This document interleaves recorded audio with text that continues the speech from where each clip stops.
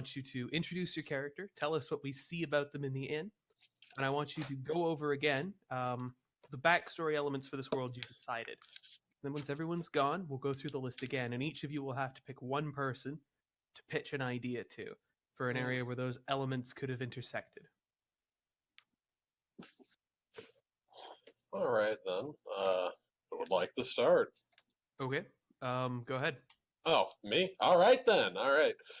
So my guy is essentially just a. So his name's Sahi, and he essentially came to like. What's the name of the kingdom we're in right now? Oh wait, actually, before we go too far, I think KSB might still be AFK. Oh, I guess if he's here, he can say something. I'm sorry, I'm here. Oh, All right. all right. Are you ready to begin the quote unquote recording?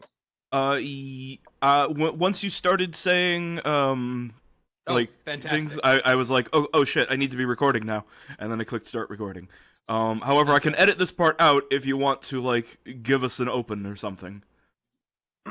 I probably should, but I didn't prepare anything YouTube worthy because I wasn't expecting that. So, hello everyone, and welcome to Heroic Tales of Adventure.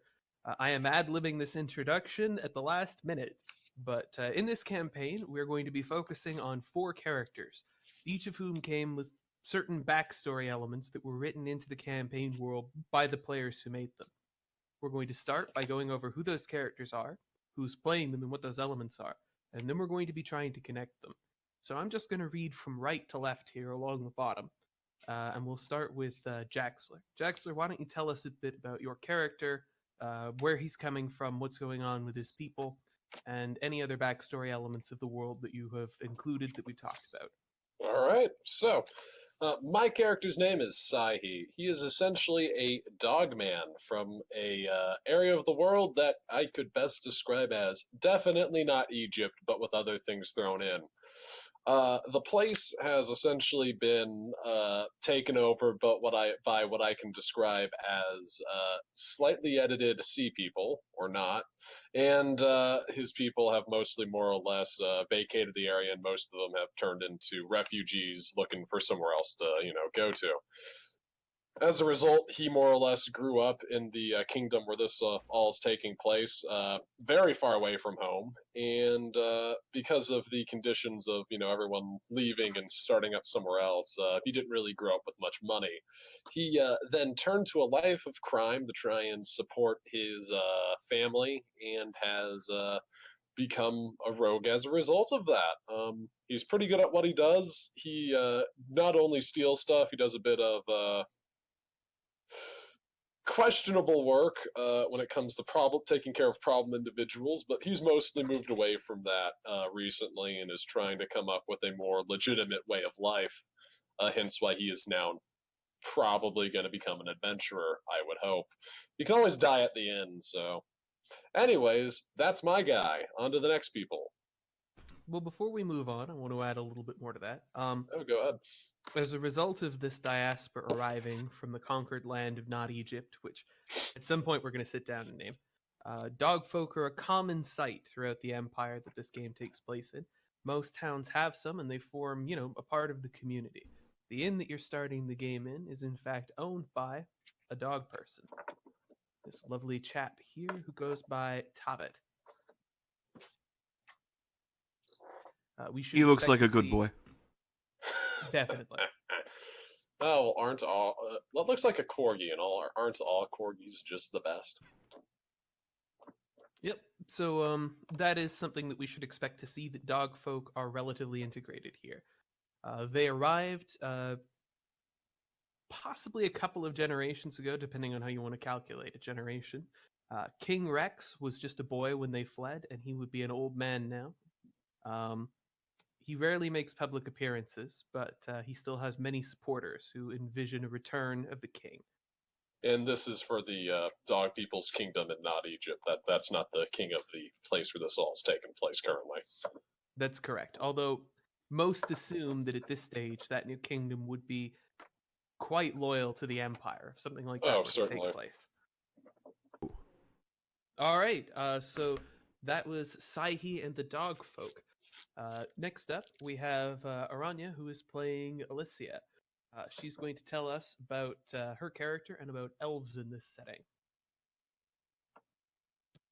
So, elves in these settings originally were a socialist utopia. No, Everyone this had was rejected. everything, keep going. Keep going. Don't I'll clarify yourself, that later. Ria. I'll clarify that later. Keep Yeah, as I going. was saying, the elves was a socialist utopian until the humans came and pretty much conquered them. Now, the elves, they did not like this hierarchy, weird human thing, so of course, obviously, they rebelled, kind of like the Yellow Turban style from Three Kingdoms period. It also went about as good as the Yellow Turbans did. Pretty much every adult elf got slaughtered terribly. It was not a pretty time. And what was left of the elves are just these children, right? And the humans took them in, and that's Alicia. Her parents rebelled, and they got killed. The family of her enemies took her in, and they were gunsmiths. So she learned gunsmithing until the person who, took care of her had his own son. His own son became about roughly looks as old as she does. Then that guy died. Then the son became old enough to, start acting like he's her dad or something. And then he has a son. And then he died. The son got old again. And this is like the third generation already. And Alicia did not look like she aged a day. And she's not gonna take this anymore longer because it's been 3 generations. Nothing's changed. She's still practically a slave. She said, you know what? No, I'm gonna save up all this money that I've been saving for 3 human generations, sell everything I have, buy a gun, and I'm just gonna go out there, have an adventure, and if I die, I die. And that's what got her here. She's not sure if she would do a rebellion yet or not, but she was in a bad place and she had to get out of there. All right. So obvious questions that our listeners, such that they may be, would have listening to that are A, guns, and B, socialist utopia. So let's clarify some of that. First of all, with guns. I've always found it odd that medieval fantasy does not include medieval firearms. I know that longbows are better, and that oftentimes games present guns as an evolutionary leap up from the bow, where you're starting with a bow, saving up for a gun. And I've always felt that was wrong-headed because in the Middle Ages, really guns were the cheap, mass-produced, easy-to-use weapon, whereas being good with a bow was practically a caste.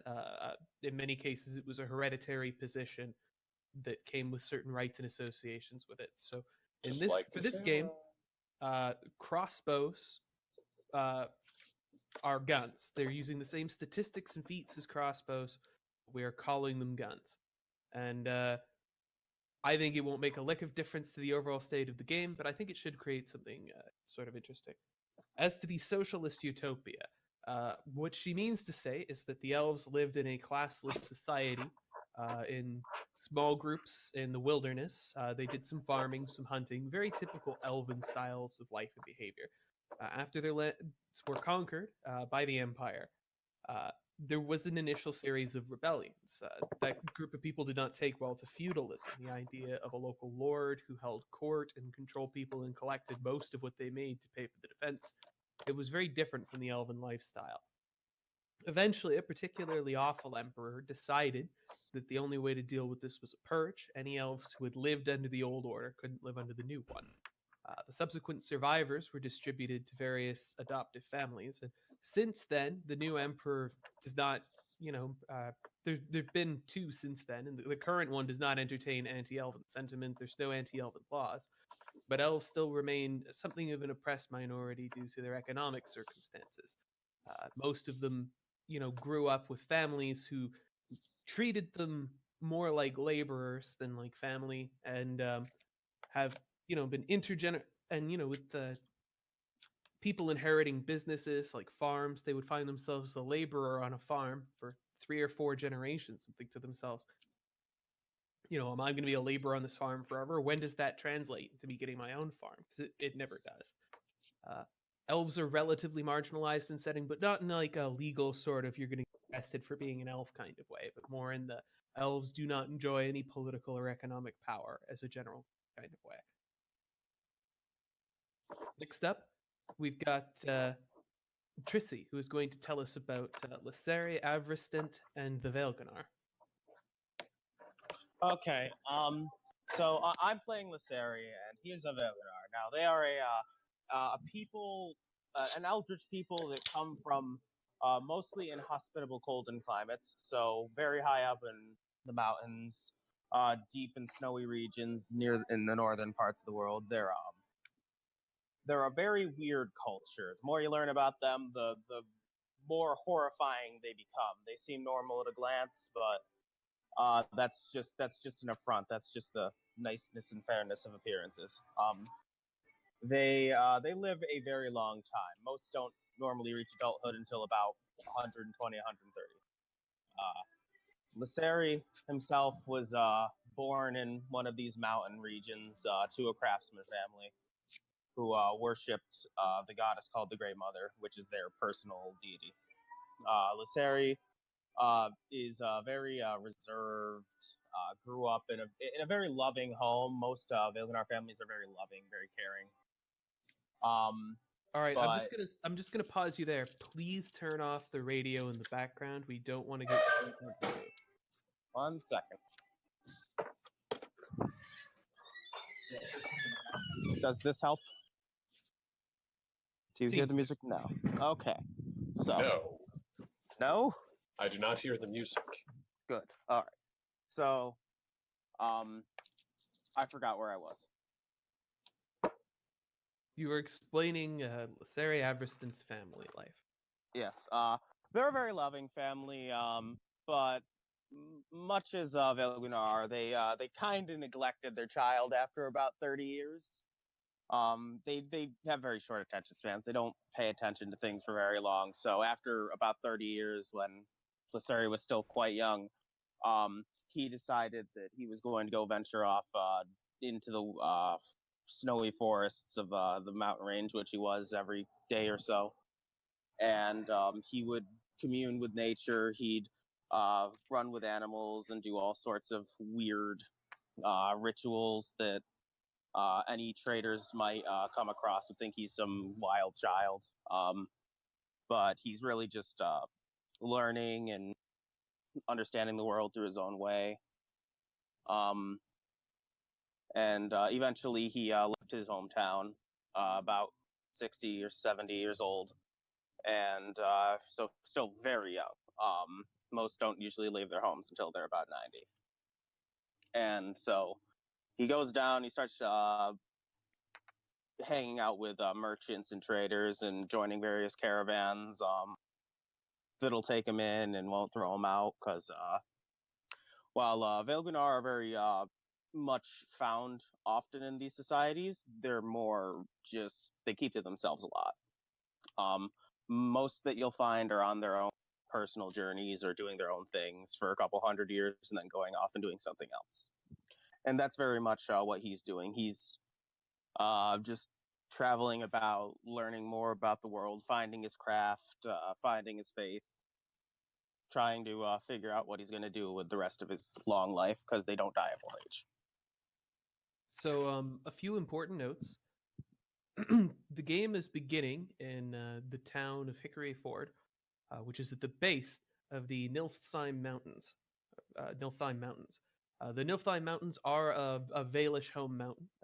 Trissy neglected to mention, the Velganar are completely cold. They neither have nor require a body temperature and tend to favor cold, even Arctic climates.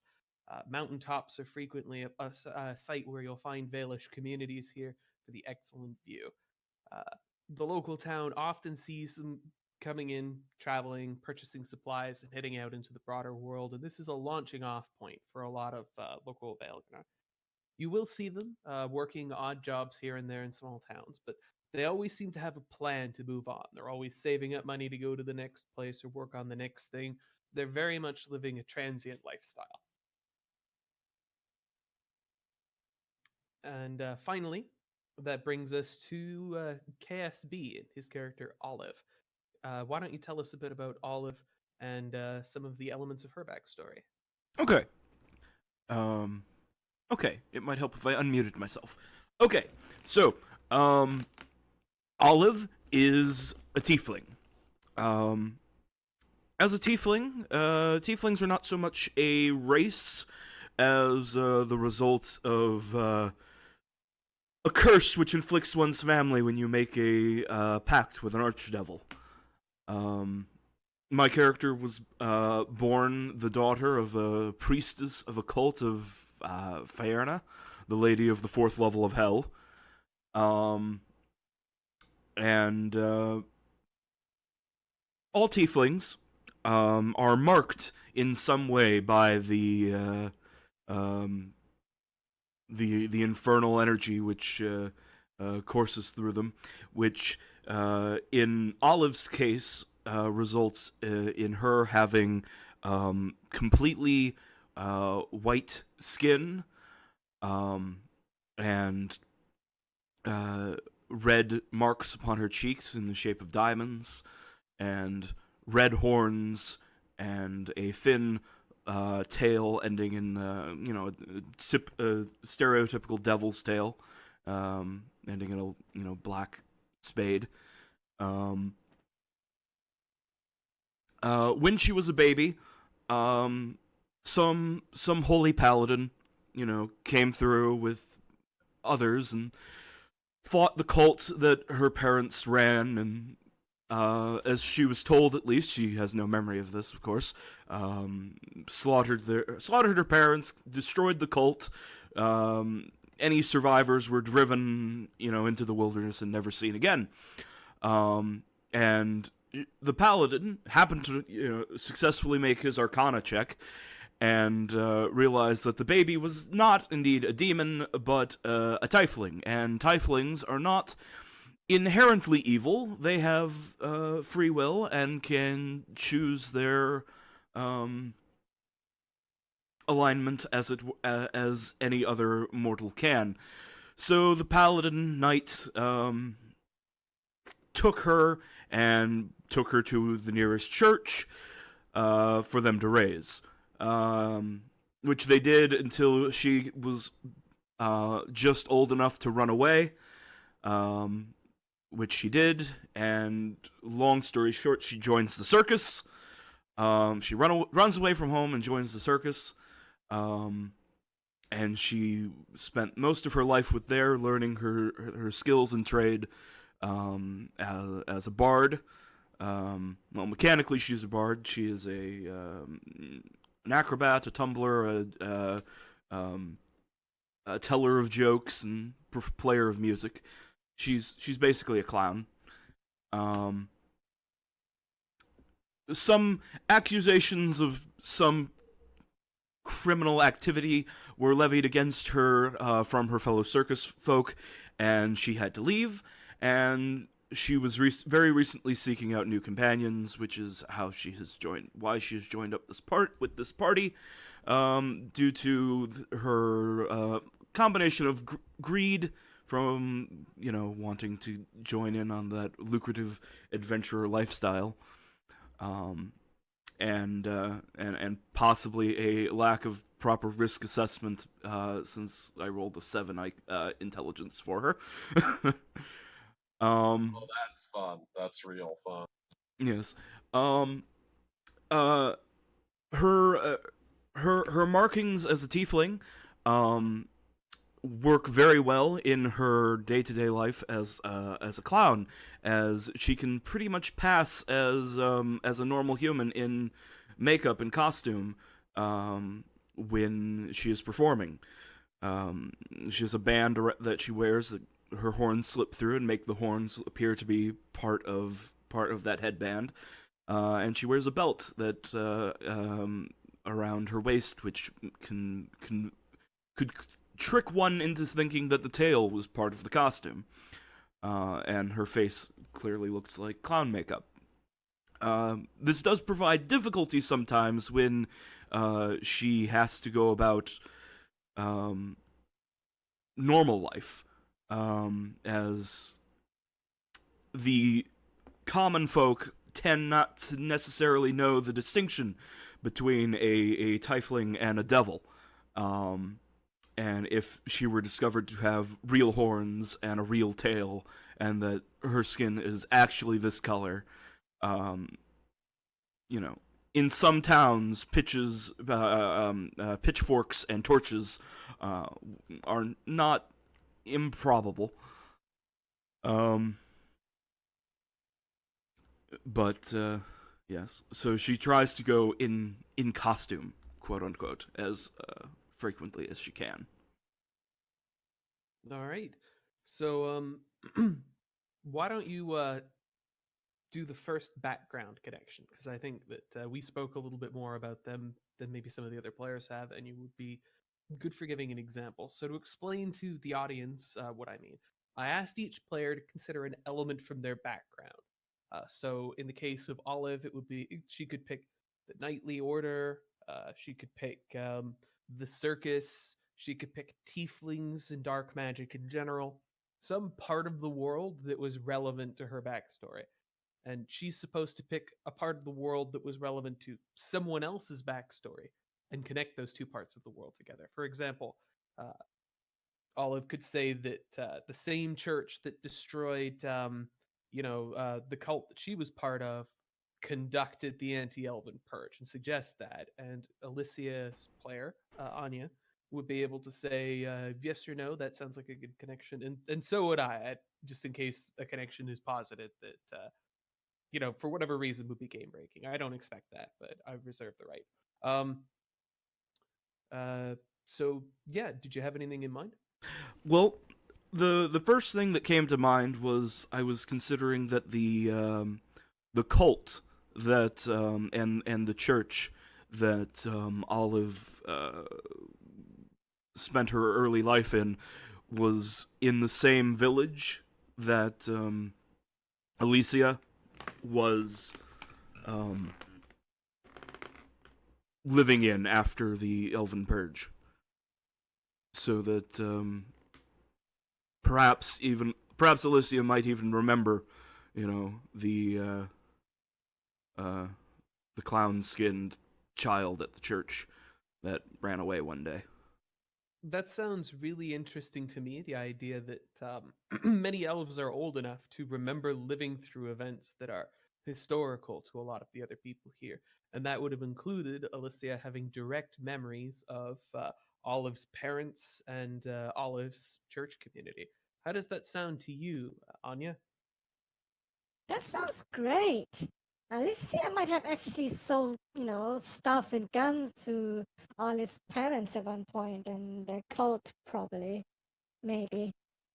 All right. Mm-hmm. Do we have anyone who's a volunteer to go next and to pitch his connection? All right, Jack Fuller, let's have it.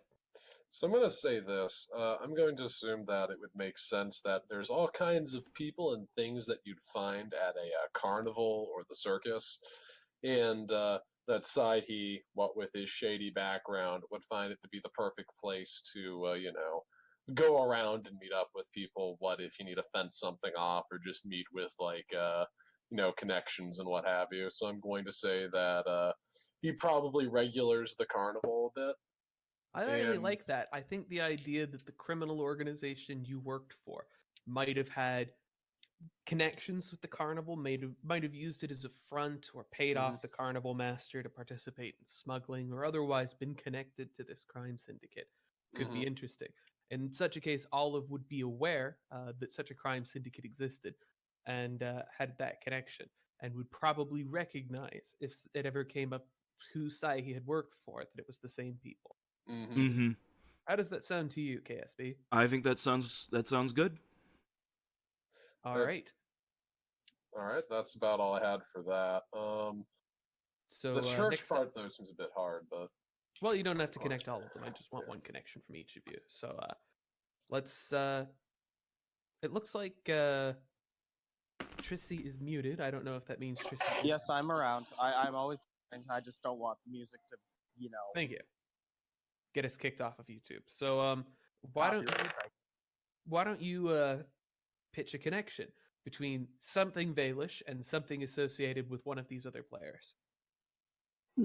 Well, I'm thinking that seeing as the carnival is a connection between a lot of people at this point, or at Just least two. all of us.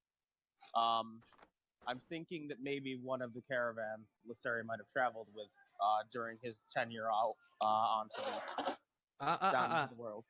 I'm Yes? not looking for a connection between Lysaria and the carnival. I am looking for a connection between the Vailganar and Oh, an the organization Vailganar. from someone else's backstory. So it Yeah. wouldn't be enough that you, for example, met this person. It would have to be something like the Vailish government participates in the circus somehow. It seems like a bad choice to me, but if you can make it work, Okay. I'll hear you out. No, I completely misunderstood it. So, let me think.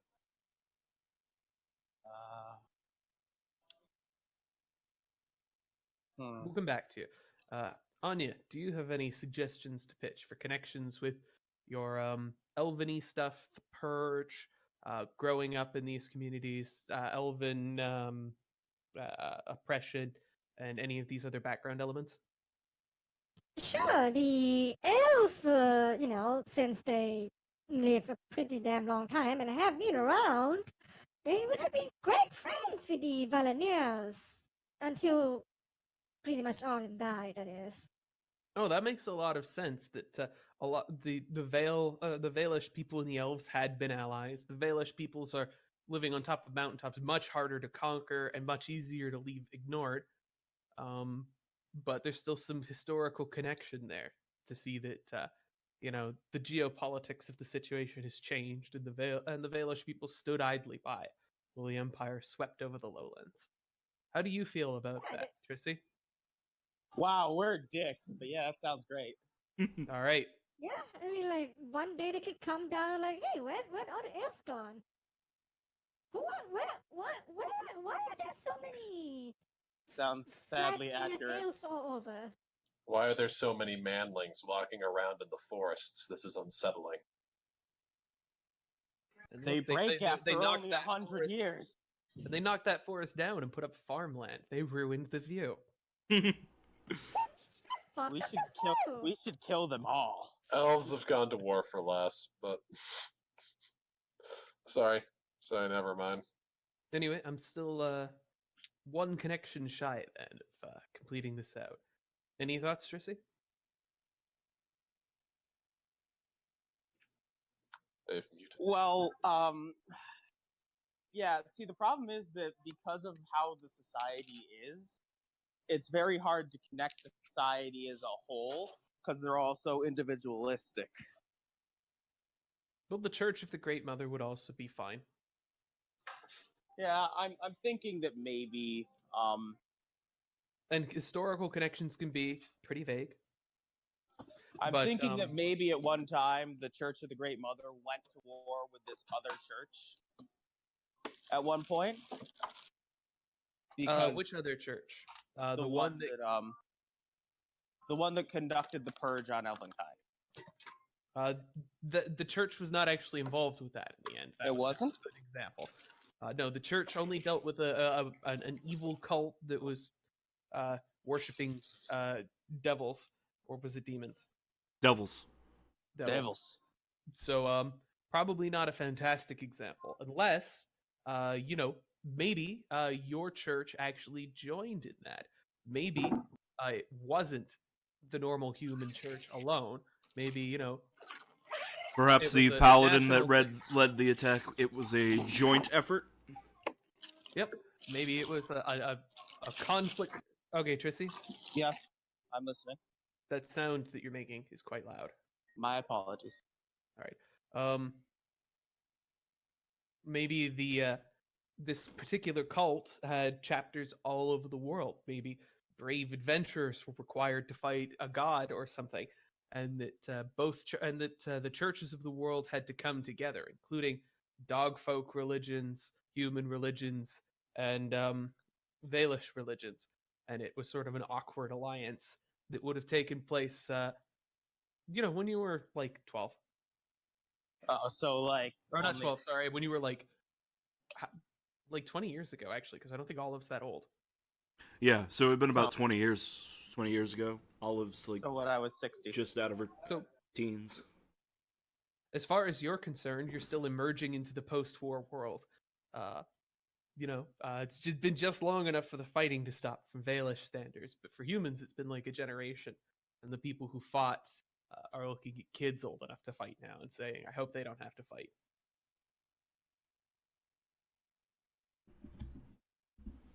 I like it. Is that all right? That sounds fine with me. I'm sorry, I'm so bad at this. That's all good. This is a different thing than a lot of games do. It's something I wanted to experiment with. Because I often find that players create rich backgrounds that are deep and meaningful, but because they're disconnected from one another, the players never talk about their backgrounds. The goal for this becomes that now everyone has something to talk about to do with the Church of the Great Mother. A couple of people have something to talk about when it comes to the carnival. A couple of people have something to talk about when it comes to elves in the world, so on and so forth.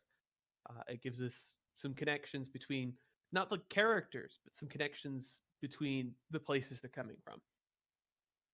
Mm-hmm.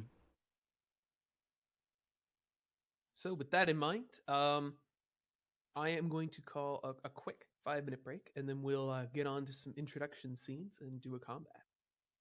Sounds good. Oh. And we're back. So a round of drinks were delivered to the table. You'd been waiting for some time in this traveler's inn. It was known throughout the Empire that the place to go to find adventures was these small country inns, particularly in border areas where people tended to travel. And so it became known among adventurers that this is where you should wait to be hired. No figures in all-concealing black cloaks had as yet interrupted this particular group of people, who, over the course of the last day or so, had been arriving one by one. Most of you have already given physical descriptions of your characters. And at this point, you've probably found yourself sitting around a table talking with one another. Olive has just finished another set of her act up on the stage in one corner of the inn, where she's engaged in a combination of physical feats of daring, sword swallowing, and tumbling, interspersed with jokes, humorous stories, and music. All right. Tavit, the owner of the inn, which is just Tavit's Landing, has not yet figured out that the clown is not just a tiefling. It is not a tiefling, rather than just a girl dressed as a tiefling. Sunflower, on the other hand, has, although she's keeping quite quiet about it. She's also been quietly refunding Alicia her room fee, without telling Tavit about it. It's not uncommon for elves in this universe to just help each other out through difficult financial times.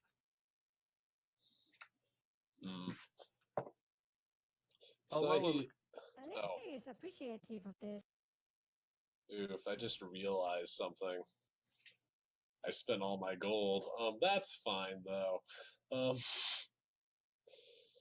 That's fine. I'll think something up. As soon as the tiefling finishes their act, Saihi is going to go ahead and try and perform the spoons on the stage, assuming that she's done before, anything else happens. Wait, question. KSB, are you planning on having your tiefling be doing the act all night long, or It is, in fact, a feature of the entertainer background that you're able to get free instays by performing. Although you are capable of playing the spoon, you don't have sort of the. Dang. My guy isn't looking to get paid, he's looking to get a tip from Well, anybody. perhaps one of the other players will part with some money. Certainly, none of the lumberjacks or shepherds look like they have too much to spare. People are Ah. coming in for dinner on the way home. A lot of people coming in are just buying bottles of beer. They're bringing an empty growler and leaving with a full one, kind of deal. Alright. So I'm under the impression that no matter how well I roll in the spoon's performance, it's not going to pay out too much. No, I I'm wanna afraid that see as a this. background feature. You can play the spoons, and you should definitely roll to do so. Let's see what happens. Alright. Your ability to leverage that to make money non-existent. Okay, well, I've got a +3 on this one, I think, so let's see if that's a high enough. I'm going to go check that first. Should I roll in the roll 20, or should I roll in You should roll on the roll 20. Okay, You can if I actually could. roll a skill by clicking it on your character sheet to roll 20 if you fill out Okay. your character sheet. Oh, I have a +4 in performance. I got a nat. Wow. No, that's a... It's a natural 19. All right, Well, it's that's quite a pretty good spoon performance. You didn't actually arrange What a is the contract spoon far ahead of time. performance? Oh, so People you play know the spoons spoons. by bashing spoons together and against themselves. You can use it as a percussion instrument. It's Okay. weird. It's a little bit weird to do, but like if someone's really good at like percussion, they can make it work. Anyways, so yeah, that's the 23. So are people at least impressed by the quality of the spoon performance? Definitely. People all agree that you're a spoon virtuoso. You've got people, raising glasses to you, telling you that was great. But you didn't arrange with Tabit ahead of time to have a room in exchange for playing music, and he seems to still be expecting you to pay. Oof. Lyseri stands up on a table and yells, "That was the greatest thing I have ever seen!" And he throws a gold at you. Upon getting bonked in the head with a piece of gold, he's just gonna, give him a thumbs up and walk over to the dog man. All right. And he's gonna just go ahead and hand him the gold, hoping that that'll cover it.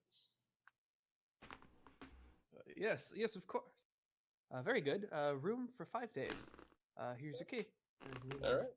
Slide a So key. Sahi's just gonna Tail nod. wagging excitedly as he's paid.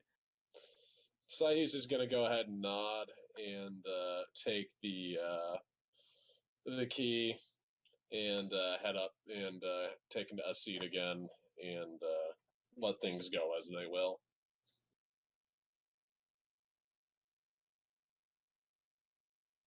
Lyseri is currently coughing, trying to smoke whatever this is through a pipe, and failing miserably at it. He's hacking, he's coughing, fiddle, and it's just off. As he does this, Sahi's gonna walk on over to the guy and ask him politely as possible if it's his first time smoking. Like, It sure is. Don't look. You have to get used to it. Just to try and take it easy, all right? So, yeah. Thanks for the gold, friend. Are you from around here?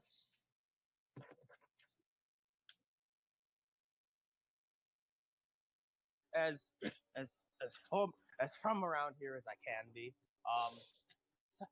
Sorry. One moment. He sets the pipe down, and he looks like he's not having a good time, and he's decided this is not worth it. So he's going to is just going to very gently pat him on the shoulder and say, "Hey, man, just take it easy." He just smiles and he goes, "No, I need to be able to do this. I can't reach my perfect state of mind without this stuff." Sai's then going to instantly realize what kind of stuff it is. Get a big toothy grin and go, "Oh, I see. Well, make sure you keep an eye on your stuff while you're going off to Wonderland, friend." I will. Thank you. Great performance. I've never seen the spoons played in such a manner. You see, that's the sort of stuff they don't teach you unless you know who to ask about it. There was actually a better spoon performer than me back in my hometown. Remember watching them before I had to move out. But you know, I suppose you pick up some things, even if you're on the sidelines. Well, people were starting to mill out as the hour grew later. The number of people still in the inn was waning as Olive's next set began. What does Olive perform for her last set of the night? Well, I think that she probably opens with a joke about a dog playing the spoons. Of course. That she is much more cleverer than I am, and will have thought of. And then from there, I think at this late hour, she probably focuses more on the humorous and raunchy stories, more so than the physical feats. Would make some sense. You get some good laughs for your stories from like the 3 people left here, most of whom are preparing to retire to their rooms. As you're stepping down from the stage and wandering over to the table, getting ready to pack up for the night, you hear a scream coming from outside. Oh, well, that's not funny. So he's Is just this not. part of the act? No. Sai isn't going to say anything. He's just going to grab his rapier and slowly walk towards the door to go see what the commotion's about. Alicia grabs her basket and takes cover behind the window facing towards the scream and just taking a peek. Like, what is going on? This isn't one of those taverns that has big windows that overlook the street. This is one of those She taverns kicks that the you door have to... open and swings her basket from side to side, shouting, "What's going on?" All right. Stand by then. Sari is going to cower under it. Oof. 'Cause we will probably go to initiative then. As you kick open the door, you can see that there's some goblins moving about a garden across the way. No doubt whoever screamed must be in or near that house, though you don't see them. Hopefully they've gotten to safety. Go ahead and roll initiative if you guys would be so kind. Oh boy, that's a 13. You're going to want to click your token and then open your character sheet and click initiative. Yeah, if you click I will your get Jaxler's in. if you click your token first, it will automatically fill in the turn order thing for you. Oof. That is Clicking a token, nothing is solid. happening. It doesn't look like Trissy got that right either. You have to click your token and then go to your character sheet, and click the initiative button there. I cannot click anything. Oof, that is a fast goblin. You might not have permission for your token then. You should have Why do permission I for not your have token. permission for my token? You do have permission for your token. Oh, can you click it? No? I want to quickly reload then. See if that helps.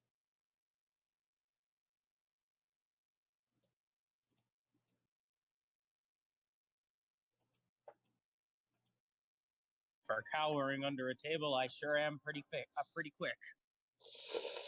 Well, we all know that hiding is the most important skill in the game, especially if you're a rogue. Am I right? Yeah, A rogue. That's exactly what I am. Oh god, these are some fast goblins. It's fine. heard They're really goblins. far away from us, so they gotta get closer first. So that we, And before they inexplicably all have longbows. well, the standard goblin does carry a short bow, but Well, it's a good thing none of us are None of the, mages, right? None of the goblins you can see before you have short bows or shields. Most of them seem to have just knives. They're picking through the garden. One of them looks like he has a warhammer. I've seen the first Goblin episode of Slayer. Goblin Slayer. I know where this is going. Goblins. Well, I actually haven't, but I would suggest being fairly peppered for some visual extremeness. Anyways, this goblin will rush up to here, screaming and wailing his arms, and then continue onwards, moving in and attacking. That is, he's using his Alice's bonus spear action at the to goblin. use. That is, he's using his bonus action to do nimble escape towards you.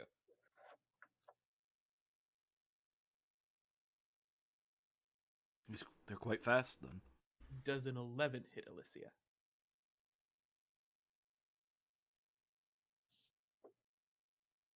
Alicia's AC is 15. yeah, you're Yeah. fine. Do they have to roll over your AC 15. or equal? Equal, Equal to. equal Okay, to or higher. It's basically the So the she- difficulty class to hit you.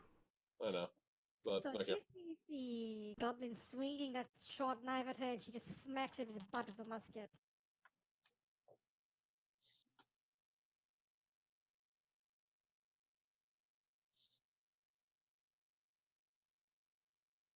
Most of the other goblins approach more apprehensively, hoping that you'll run back inside and hide, like many of the others had.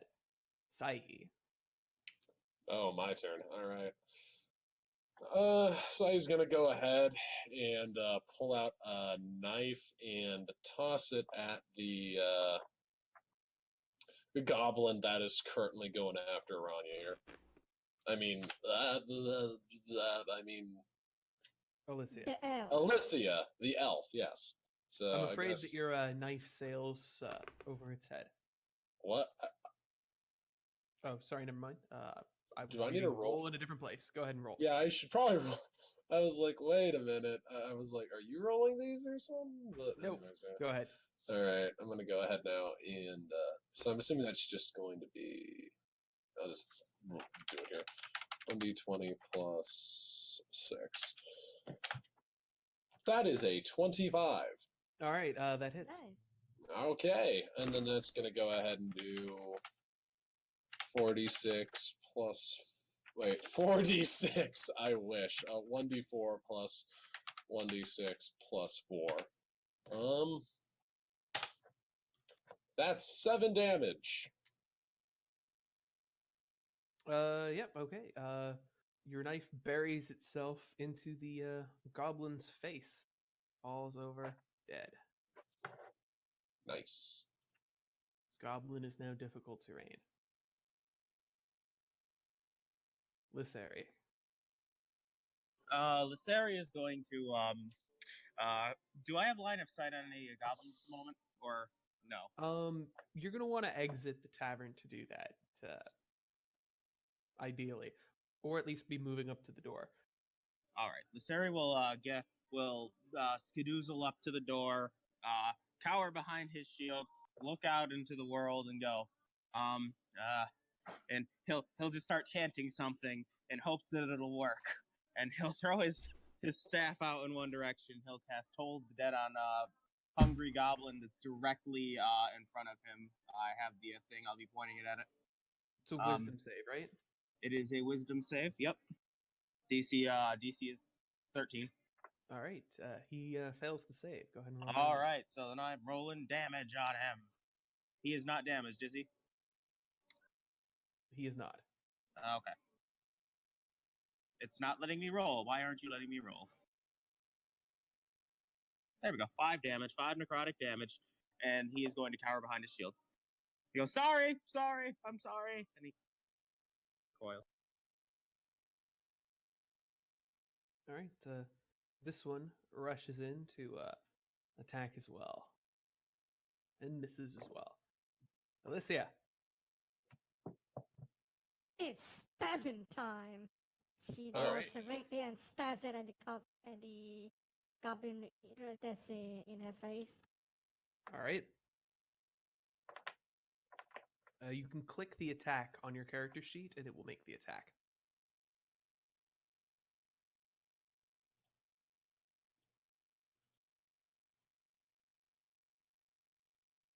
Should be right in the center. Oh, a 9 does not hit, but you can make your offhand attack as well. All right, and my offhand is my Main gauche, main gauche. which for those watching is a scimitar, mechanically, but a 15 hits. Go ahead and roll damage. You can just click on the. The main gauche plus 6 there beneath the 15. Yeah.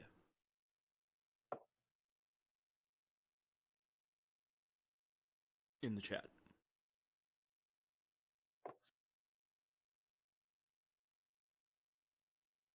All right, 6 damage. You badly injure a hungry goblin. Another one approaches. Wait, so if 6 hurts them and 7 kills them, that means they've got 7 HP. Olive, you're up. All right. So I have one question. What's this? What's? Oh, I don't have selection. What's this guy's deal? He seems to have a hammer, a warhammer, a goblin make. He's holding it in 2 hands. Okay. In that case, would it be a gob hammer? Sorry. Sure. Okay. So, Olive, brandishing the sword that she normally uses in her sword swallowing trick, tumbles out of the door behind Alicia into this position here. And she is going to cast Vicious Mockery on the one with the hammer. All right, he does not save. All right. She calls him a stupid ass knob, and he takes 1d4 damage and has well, he takes 2 damage, and he has disadvantage on his next for the rest of his turn. All right, I will be using the sad skull for viciously mocked for this campaign. Okay. 2 damage, you say? I was 2 damage, expecting yes. I was expecting you to ask if he was compensating for something. All right, well, he's obviously not happy with that. He is going to run in, and he's going to swing his warhammer at Olive. All right.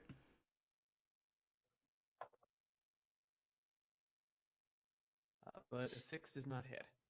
No, it doesn't. Oof. Olive laughs in his face. Yeah, get him! Get her! Kill them all! Death to non-goblins! Goblin walks up as well, skittering aside quickly to dash to a better view. I'll Slightly. get better As- stabbing. as the Ooh, as the wasted fresh haste, obviously. as the fresh goblin skitters into view, Sai is going to go ahead and toss a dagger at the one that just came across the side. This one. Okay. So the 20 plus 6, I believe. What was before? Yep. It's going to be a 19. Do it. Does that do? Yes, that will hit. All right. Oh, wait a minute. I just realized I won't get sneak attack on this. Oof.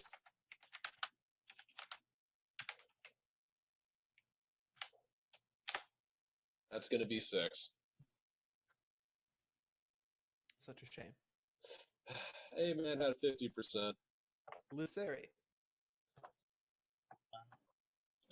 Luceri's gonna bully the same goblin he did last turn. He's gonna hold his shield up, point his staff with his little charm out there, and just kind of like be like, "Please go, go." Start chanting that. So another DC 13 Wisdom save. All right. Aha! It failed. Roll damage. This one is the D12. Yep. All right. You finish that one off. Ah, man. One's back. If that's all necrotic damage, does that guy now just look like a giant, No, he's tiny still. But well, I mean, like a big mess of just rotted flesh at this point, or... this one squeaks a furious battle cry, stabbing his knife at Alicia. Misses. Then he will use his goblin withdraw, run back and say, I told you we should have waited! Alicia. I'll get you very soon. And she stabs her rapier at the hammer goblin. While Right. looking at the goblin that's running away. Well, he seems to have paused and turned back around to watch the fight from the outside.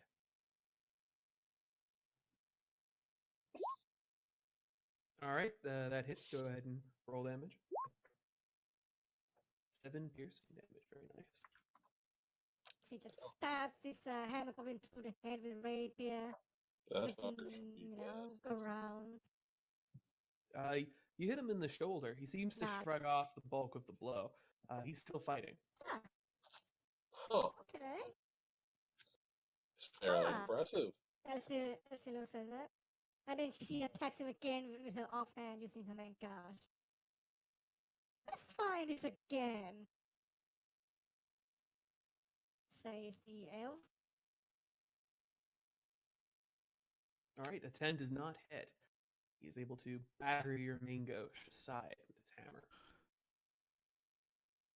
Just stay still and die already. Quick That's question. supposed to be your job. The goblin replies. Sorry, go on. Quick question. Does Alicia have like some sort of 2-weapon fighting? Yes, she is She- a fighter. Okay. With the 2-weapon style. Okay. All right. Which is going to be very effective for her moving on. I believe she's hoping to use a sword and a pistol Yes. when she can afford to, Right. and has the feet to be able to do so in melee. Mm-hmm.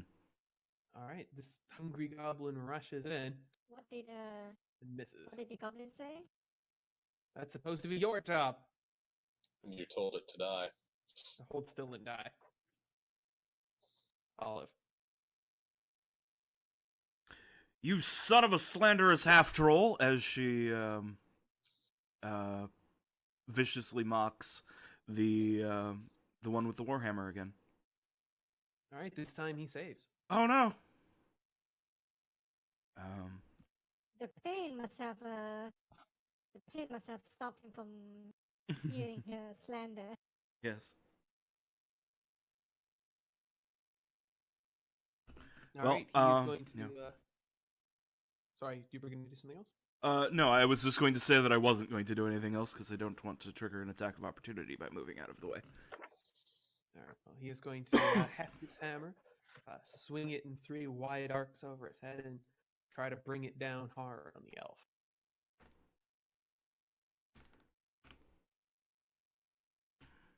He brings it down hard on the rafters of the inn. Beam cracks, and a bit of thatch comes tumbling down. Oh wait, he's pretty short. Side of the thing breaks the mailbox off the front. Proper damage on top of trying to fucking murder somebody? This guy's an absolute menace. No, how will I write to mother?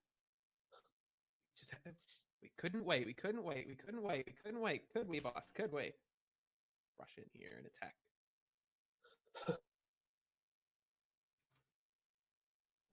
17 looks like it hits Alicia. Yeah.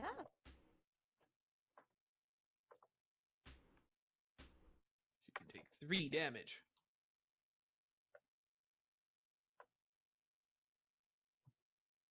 Let's see, where's my... You can just double click your token, or just click it once even. And the green bar, there'll be an 11 in a circle, and you can click the 11 and go -3.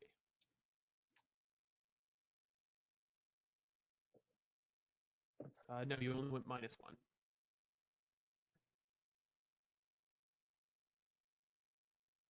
There we go.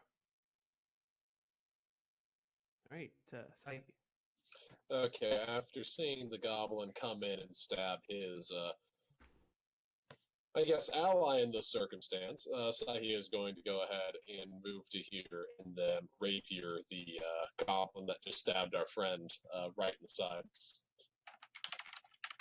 The elf looks from where the knife hits and it up at the goblin and just say, soon. Well, I failed to roll a higher. I failed to include the bonuses, but I think a 17 does the job. Yes. Alright, and then, so 1d8 plus 1d6 plus 4.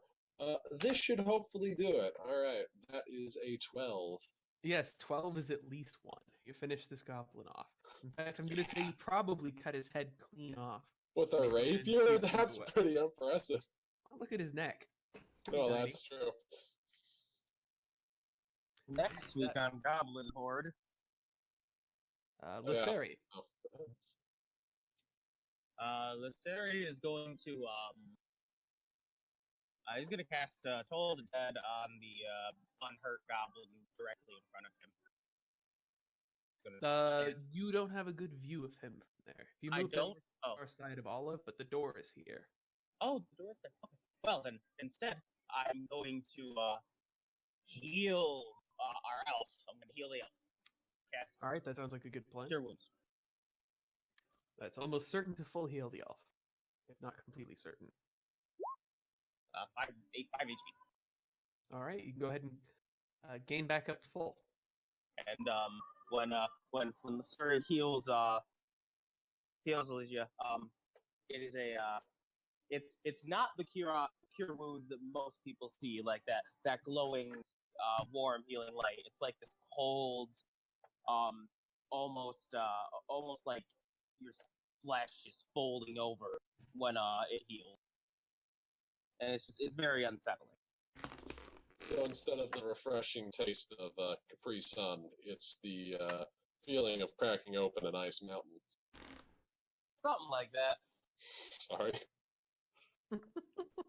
Alicia looks at her wound and gives the Lisseri an appreciative nod. I like you. How can you laugh? Wait, of what? course.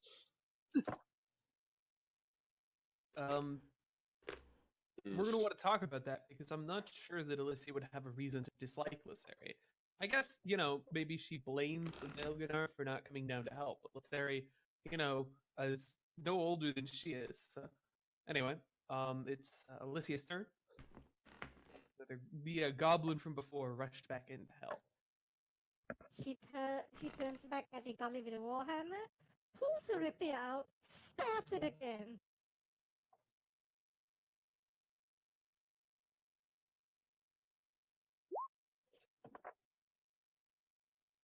Okay, that's a hit. All right, please describe how you finish this guy off. After pulling the rapier out, she says, "Now this is stabbing," and it stabs him in the mouth.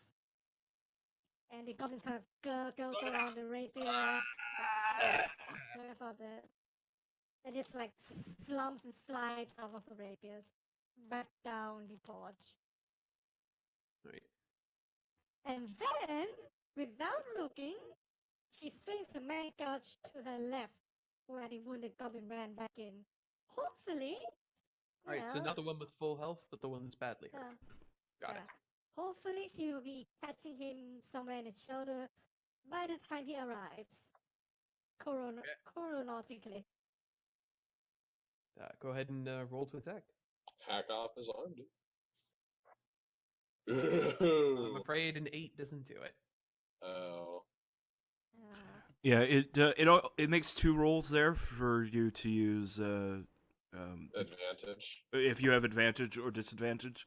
I But if you just merely have vantage, then you use the Use. first roll. I see. All right, so that brings us to Olive. All right. Embarrasses herself swinging at air before the goblin arrive. She tries not to blush. So, quick question. Were you using the flanking optional rule in this No. campaign? It's way too easy to flank in D&D 5 for that rule to be good, in my opinion. Okay. Yeah. Okay. If it wasn't advantage, if it were just like a +2 like it was in previous versions, then maybe it'd be better. But, But yeah. even still, Might I it's ask trivial, something? because technically speaking, Olive could run anywhere on the map right now. Like, Yeah. it's not... Oh What yeah, was your 'cause- question? Oh, can I ask something? Then do I still get sneak attack on people if there's 2 people on them? Yep. They don't have to be Okay. flanking, you just need to also be threatening. So, for example, you'd get sneak attack on the goblin here beside the elf, Mhm. just because. Also, if you guys could see under at the bottom of the right corner where it says "as" and then your name, please select your character name from that menu. Oh, okay. That's a good idea. All right. Boom.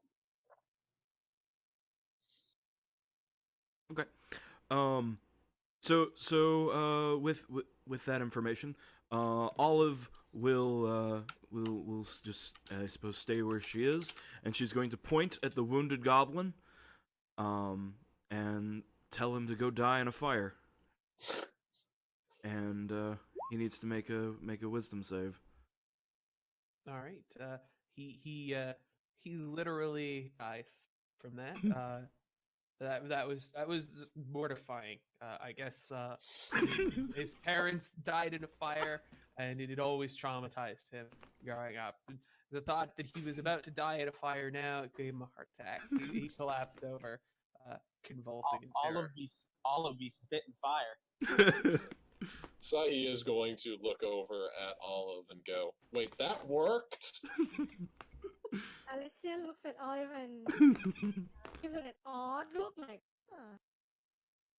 All right, Sahi. Sahi, after that comment, is going to combat roll all roguelike past Alicia here and give this goblin right here a attack with the rapier. That's cool. The reason that we don't normally do the Right, flanking real is that quick. you could have moved all the way to here without provoking. Yeah. Mhm.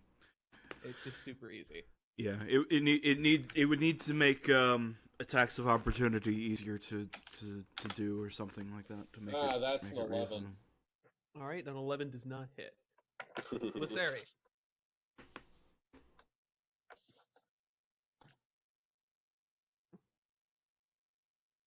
Listen. Sorry. I was unmuted. Lysari is gonna. Is that goblin still? Like, Yep.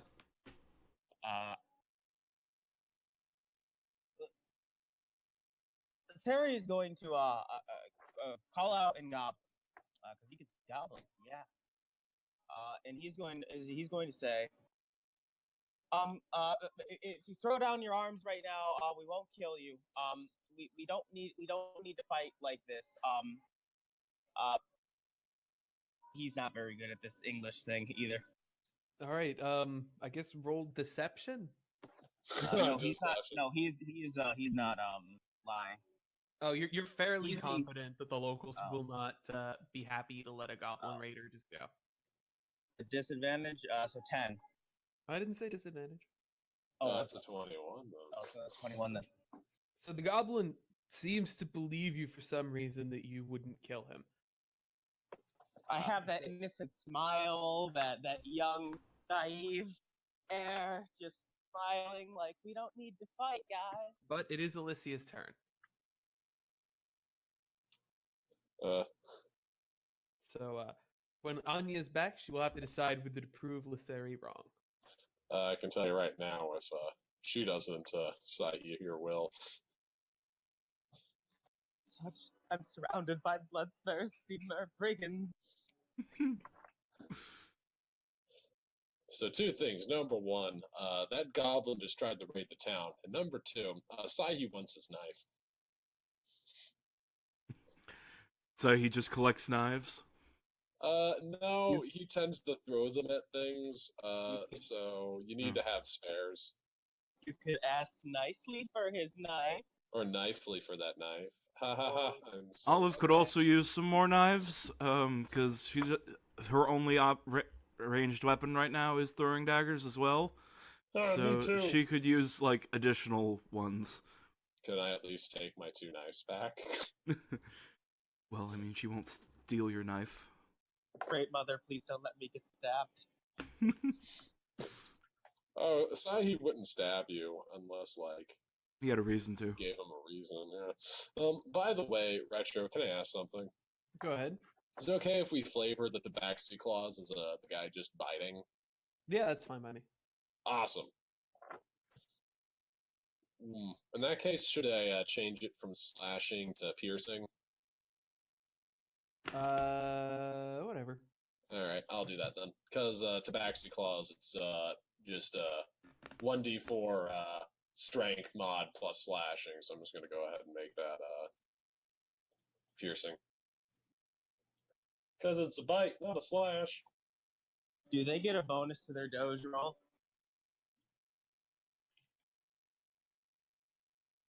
Who? You. I don't know. What's a doge roll? I was making a wordplay on God. Oh, God damn it. I wish.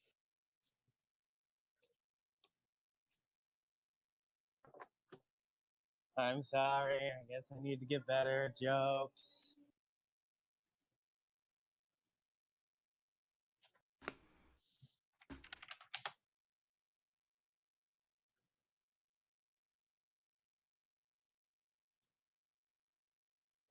So where did Aranya mysteriously go? Probably washroom. Let's all do that. We'll finish this combat off in a minute. Okay. And we're back. Welcome back, everyone. So it is Alicia's turn. Undo that goblin. I don't say that in character, but... So can I attack non-lethally? Yes, whenever you kill a monster, you can optionally not kill it. Okay, I will non-lethally stab at this goblin in front of Sahi. Well, it's only if you get the killing blow do you make that decision, but Okay. fair enough.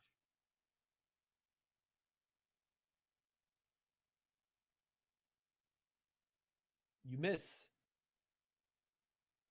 The goblin is able to I attack carry your again. rapier dagger.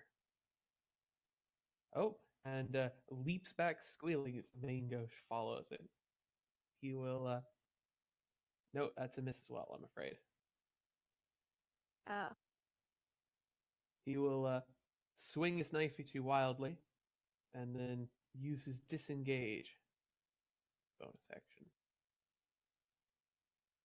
Oh yeah, goblins can Back. engage as a bonus I'll just action. use back at it. All right. You only have one oh. life. Don't waste it. We need to capture one of them alive, says Alicia to the others.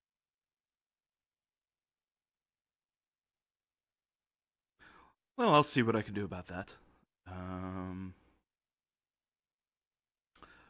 And Olive, on her turn, Quickly. runs forward so that she is within 20 feet. And she whips out a dagger and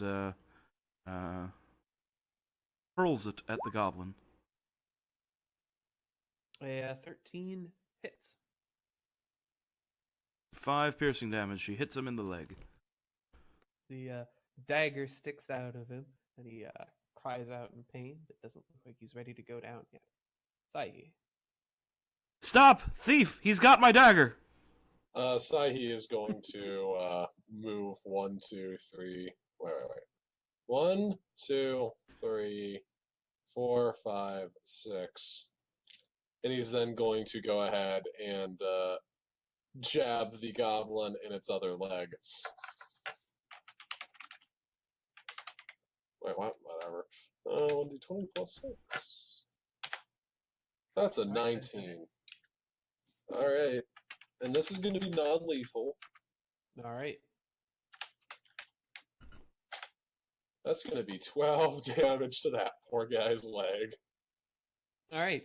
The goblin is screaming in pain for long minutes as you all approach and prepare to do whatever you're going to do. I'm going to take its dagger out of its hand. That's fair enough. I'm gonna take my dagger out of its leg and clean it off. Sahi's going to go ahead and clean up his rapier and start searching the bodies for his daggers and potentially other daggers he can add to his collection of daggers. All right. Let's I'm gonna do a medicine check on the goblin to make sure that he's not dying. He's not dying. Let's do To make sure he's not in as much pain. Here, smoke this. We'll get some accounting work done. Will you do that? The goblin. Well, go ahead and roll persuasion. Which one of us? Lisseri. All right. He agrees to smoke the thing. So It's weed. a little bit of accounting. First of all, will one of you be keeping track of the treasure? I mean, Sahi just wants the daggers and a little bit of gold, but I mean, beyond that. I guess I'll do it. All right. These goblins did not appear to be carrying any treasure. They were each wearing leather armor, with the exception of the brute, who was not wearing armor. So that's 5 suits, leather armor. Right. 5 daggers, and 1 warhammer.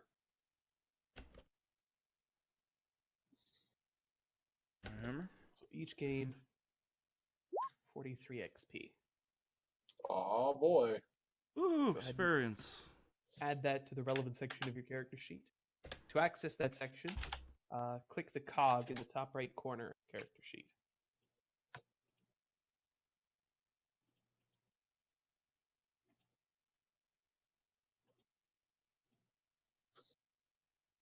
All right.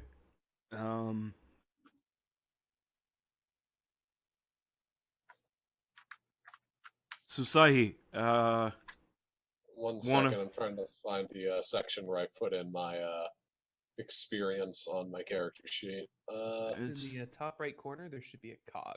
And if you click it, I will think that appear. you actually need the cog unclicked. One of those two things. Yes. Okay. So, what are you going to ask? I was going to ask Sahi, we should Doggo, we should switch up. We should split up these new daggers. Three for you, 2 for me. He's just going to go ahead and nod and say, yeah, that's a pretty good deal. You made sure that you're not counting mine, right? Yes. Thank you. It's quite easy to tell the Goblish-made ones. Yes, the quality on them is quite low. They appear to have been hammered into place to about the minimum extent possible, while still being able to call it a dagger. Sahi is going to look at the goblin-ish dagger, grimace a little bit at it, and start putting them into where he keeps a hold of his blades. All right. Where is that, by the way? I'm gonna say he has a. Would say he has like pockets made on the inside of his hoodie work. Yeah, I'm fine with that. Although, All right. Oh. Calling them hoodies in a fantasy setting is weird. I get what you mean. Okay, I guess would a cloak work better? Yes. Yes, it would. Okay. Yeah, okay, inside the compartments of his hoodie. I mean, cloak, God. He's then going to go ahead and also comment to Olive here. You know, those are some pretty good insults. Yeah, I suppose so. You know, I didn't know that mean words could literally kill a man, but suppose I've been proven wrong. Sticks and stones can break your bones, but mean words can destroy your soul. I mean, I suppose so. Anyways, so he after that little exchange, he's going to go ahead and just take his seat and try and figure out, just watch what the other two are going to do with this goblin. What are the other two going to do with this goblin? I'm gonna speak nice words at him and figure out why he's here and why he felt it prudent to attack this town when talking and acting cordial with people can do so much nicer things for them.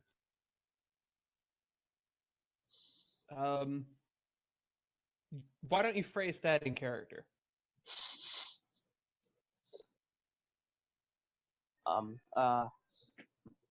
Lysaria, stuttering over his own words, is looking at the goblin, and trying to formulate his sentences, and he's like, what you doing here, friend? Taking things. But why would you? That seems bad. You know, if you had probably just asked, we could have worked something out. You know, you don't need to just come in and start trying to raid and take. We were taking, you came and attacked us. You shot at us, yelled at us, said mean things that killed Greg. Well, maybe Greg shouldn't have started trying to take things. You know, you see, you startle a lot of people, and people start screaming, and there's a lot of chaos. It just people do things really quickly, and a lot happens in time periods. That couldn't have lasted more than 10 seconds. But it's my job to take the things. But who gave you that job? The Baron. Well, who's the Baron? The Goblin Baron who gave me the job. He didn't give us his name. He just says he's the Baron. Did he just say to take things? Said this is all his now, and that the people here belong to us. We can come take what we want. But that's not how the world works. You can't just come in and say this is mine now and then take it. You have to kill the person or maybe trade with the person. Like, it's a balancing act. Sometimes you can kill someone and take things. Other times you don't have to kill them and take them. We were supposed to come in, kill people if they fought us. But oh, well, you see, people don't like their things being taken, so they'll fight you 9 times out of 10. You might want to think your plans through better next time, buddy, because that didn't really work out now, did it? I'm not in command. It's not my job to think through plans. Well, that's why everyone's dead, isn't it? Guess so. And then Sai's going to stop snarking back and let Buddy here take over again. You know, a very wise woman once told me, plans are useless, but planning is everything. Yeah, we didn't follow the plan. It didn't work out. So, like, have you met this Baron? Where's the Baron? Where is this Baron? At the cave? Where's the cave? There's a lot of caves around this area. I'm probably not supposed to say. Well, if you don't say. Sorry for for being so many times. Oh, it's okay, and welcome back. Sai's gonna go ahead and chime in. Oh, sorry. So what happened? Oh, we're just interrogating a goblin. I'm really bad at interrogating goblins. Sai's gonna go ahead and put. Would you like me to take over, dear? No, let me. Sai's just gonna pull out his rapier, put it at the guy's neck, and say, "Tell us exactly where this cave is, or else we're gonna put you down like your friends over there." He looks back to the sword, the sword and the friends. Roll intimidation. Oh boy. Let's see who's scarier.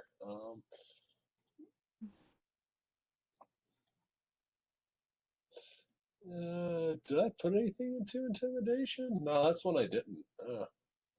That's going to be a 14 at least. It's pretty scary. He gives you a bunch of directions that are very difficult sounding to follow. He talks about the shape of a tree, how many goblin paces past it. When he talks about directions, it's pretty difficult to follow. You think you could attempt to follow this, but it's still going to be a survival roll. Yeah, he's going to Let, look at. let me Oh, try. Intimidating him more won't help. No, let me try. Says Alicia. Sai just steps back and puts his rapier away. So Alicia steps to the goblin, look at his gaunt, hungry looks, and say, "So, you're hungry enough to risk your lives coming to find food, ain't ya?" Well, there's food in the forest, but this is our land now. This is the Goblin Barony. You're supposed to be paying us taxes. You're the criminals. So he's going to laugh at that and take a few steps back so that he doesn't ruin the investigation. The goblin barony, you say? Tell me more. Well, that's just it. Humans, they come, they take land, they set up people who rule the land, they take things from everyone who lives there. And the Goblin King said we should do that too. So we went out with the Baron and we're taking this place now. You'll have to pay us. Or else. Yeah, It'd be like when you don't pay the humans. About that, when the humans did that, they actually killed everyone involved. Oh, the Baron's gonna kill And, all of you. You wait and see. It's gonna be nice. Well, if all the soldiers are like you, I'd like to see him try. No. I still like waves of hand. No. So Everybody why laughs should at we work? Goblin, but What's you your laugh name? because What's you your haven't name? lost yet. The minute you lose, you'll see we're scary. Look, little guy, and I listen like, she's a small elf. She's not that much bigger than the guy, but she's still got it. So she puts his hand on his shoulders, like, look, little guy. I know what it's like to lose. I know what it's like to lose a lot. So you and me, we're so different. And the one thing I know is nobody does anything just out of the goodness of their heart or for patriotism and bullshit like no. You're doing this, risking your life for something. What is so important to you so much that you risk your lives and your friends' lives coming here trying to collect taxes? Is it food? Is it gold? What is it that's so important for you? The Baron, the other goblins, loyalty to each other. No. Bullshit. Don't give me that crap. You know it's not gonna work. I know it's not gonna work. Strength in numbers. We have to do what we're told by the better goblins, or nothing will get done. The Baron said so. Well, nothing got Right, done yeah. here today. Yeah, that's because he So didn't how listen about to the this? Baron. How about this? You vote for me, right? I keep you fed. I keep you paid. You vote for us. Sticking to numbers, and we win stuff. You know. Olive Maybe frowns it's because better. Alicia has beaten her to her own plan.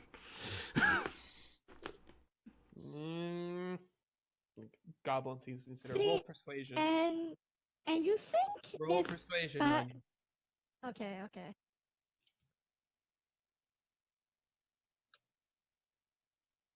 Uh,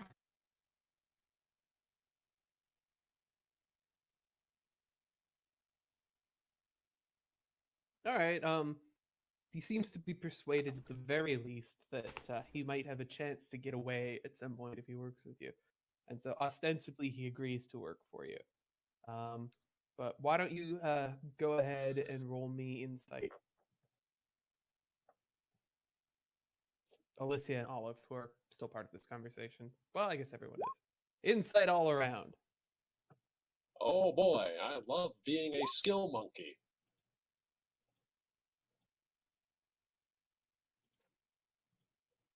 All right. Alicia is Ooh. reasonably confident she's scared this goblin, but everyone else is pretty confident he's going to turn on you the first chance he gets. Hey guys, you know what I think would be a good idea? Anybody here got a leash we can keep this guy on so he doesn't just skitter off? No, you took the words We right normally out of put- my mouth. We normally put leashes on things that live longer than 150 years. Does anyone own manacles or some kind of? I got Yes. rope. All right. Sure, you can tie the goblin in a rope harness. While you start tying Which him, of you demonstrates the capacity to do that? I don't have proficiency with rope, but I'm Well, getting you it don't right. need that, but it's just flavor-wise, which of you can tie rope harnesses around people? I think I Olive think probably can. Technically. All right. I think Anya spoke first there, so Alicia does that. So she ties the rope harness, and it looks kind of strange on the goblin, really. You know, like there's this rope like looping around his arm, up to his neck, goes down between to his thigh, and it looks really what's the word?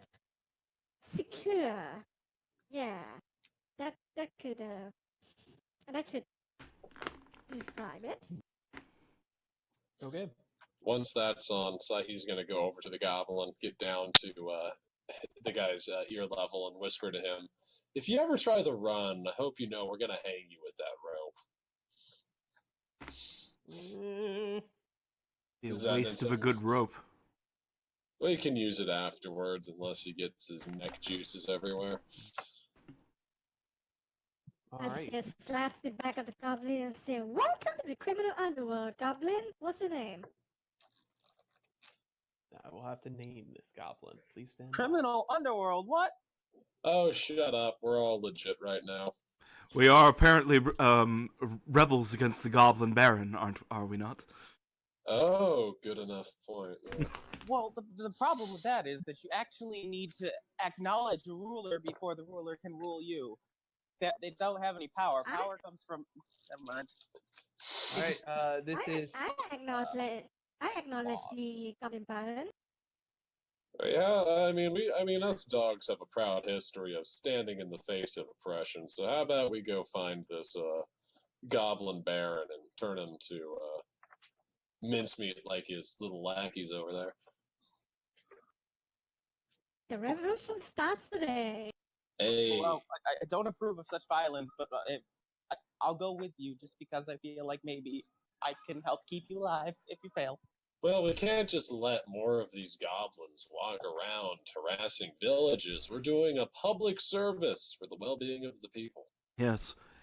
Oh, Bugs, of course. our new friend Bugs. Why don't you tell us about how many people are in the or how many goblins are in the Goblin Barony? They're not Lots. I don't know. I never counted. You should Lots. really work on that. It's an important skill. Yes. See, Does he it know how to doesn't matter count? how many goblins there are. There's only one goblin we need to kill, and that's the baron. You know. Yes, but the Goblin Baron is going to have apparently lots of goblins between him and us. So it's good. Yes, but he's a bad baron, so we can convince the other goblin to join him like Barbia did, and then we can overthrow the goblin baron and become baronesses ourselves. I Well, would rather not become the baron. I would rather. If I may, there's a. Normally, when you want to overthrow someone, you invite them. You invite them to dinner, and you kill their family and themselves when they come to dinner with you. Normally through poison or subterfuge. I mean, I suppose, but I mean, this is a goblin. We really shouldn't entertain the fact that he's a baron too much. It's probably But you just see, some bloke. sucking up pride and just doing things that we would rather not do normally for the good. Also, But That bloodshed. sounds also, good. if we bring him to What's us, his name? Since you're saying that, I suppose you are volunteering to go and bring him to us, right? Absolutely not. I Well, will what I'm go and think- get the Baron for you, Bugs. No. No, no, no, no, you're no, no, no, no, no, not. Box. No, Friend. no. What Friend, I'm none of us thinking, are stupid. I'd like to go ahead and give my friend what's the name again? Lissari here. Wait, I don't even know their name yet in character. Buddy, you have to understand, if we invite him here and then kill him here, it's not like we can then, take his stuff once we're done killing him. Yes, I mean, Boggs. he won't be eating How it. has the has the Baron been leading other raids like this one? Oh yes, many shiny treasures, all due to the Goblin King. Hmm. Yes. The Ooh. Goblin King, you say? Well, not all. We keep some, but just like you have to pay us, we have to pay him. Right, I see. This makes sense. Alright, well, I guess his treasures will be our treasures. So let's see. So there's 4 of us here, 5 including you. I Now, would not consider it a person. as I said, now Bob, how about this? We're gonna go kill your Baron and probably a lot of your friends, right? But afterwards, we're gonna split whatever we find there, treasures, goodies, loots, whatever. And we're gonna split it, let's say 5 ways. How's that sound? You should keep one chest, and Do you need to roll deception right now? No, I'll say is fully intend to let him keep one chair. But the Goblin King's men will kill us all. I would not refer to them as Why did he men. catch They are you? goblins. Not all of them. Yes, that was my next Yeah, question. yeah, that's true. The Goblin Baron. Is he a goblin? Or Yes. is he? All right. Goblin Baron's a goblin. Is Goblin King a goblin? I never met Goblin King. Hmm. Mm. Is Goblin King a That's even hobgoblin? better. Hobgoblin came from the Goblin King once. Oof. Lovely.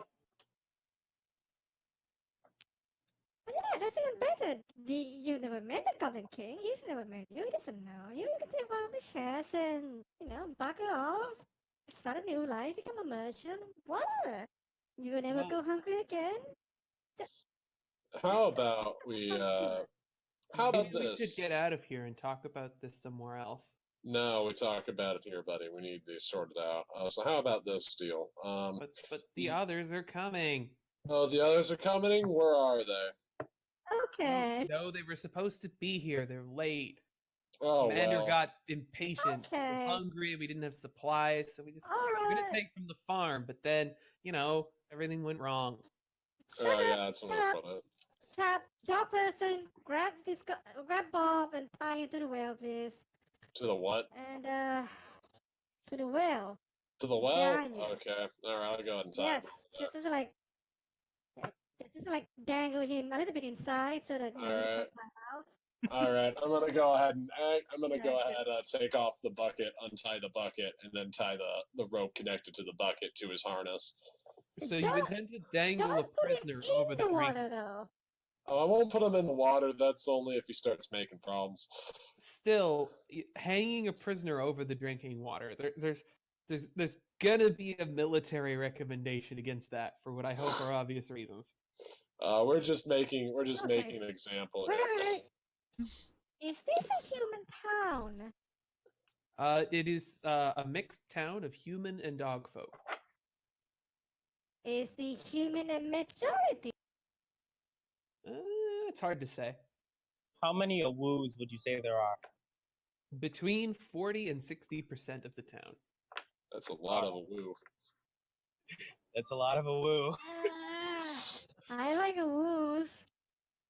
Yeah, just tie him like against the stone or something on the side.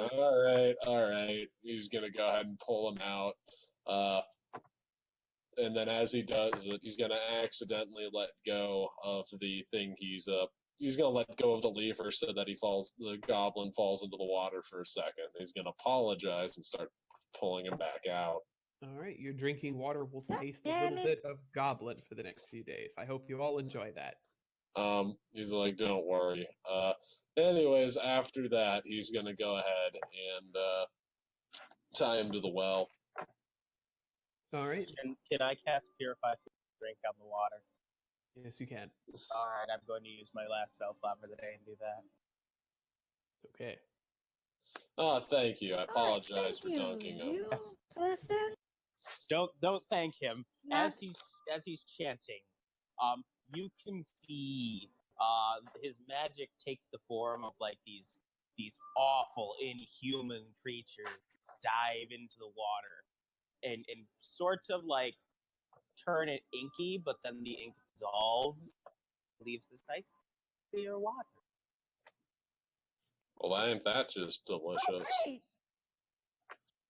So is that stuff still good to drink, or you just poison the town's drinking water? No. It's perfectly fine to drink. I just my magic is weird. Well, not weird. It's awesome. It's cool. I like it. Other people say that it doesn't look good. They don't like it. Well, ain't that just Yeah, how that's good things to me. go? Anyway, so what do we do with our little goblin friend here? Because I honestly think it'd be hilarious to just leave him tied up and wait for his friends to find him. If his friends have found him, then the town is being overrun by goblins. We need to be aware about that. Boggs, when was the attack supposed to take place, and how many more are coming? A few hours ago, and this many again, but different. Different how?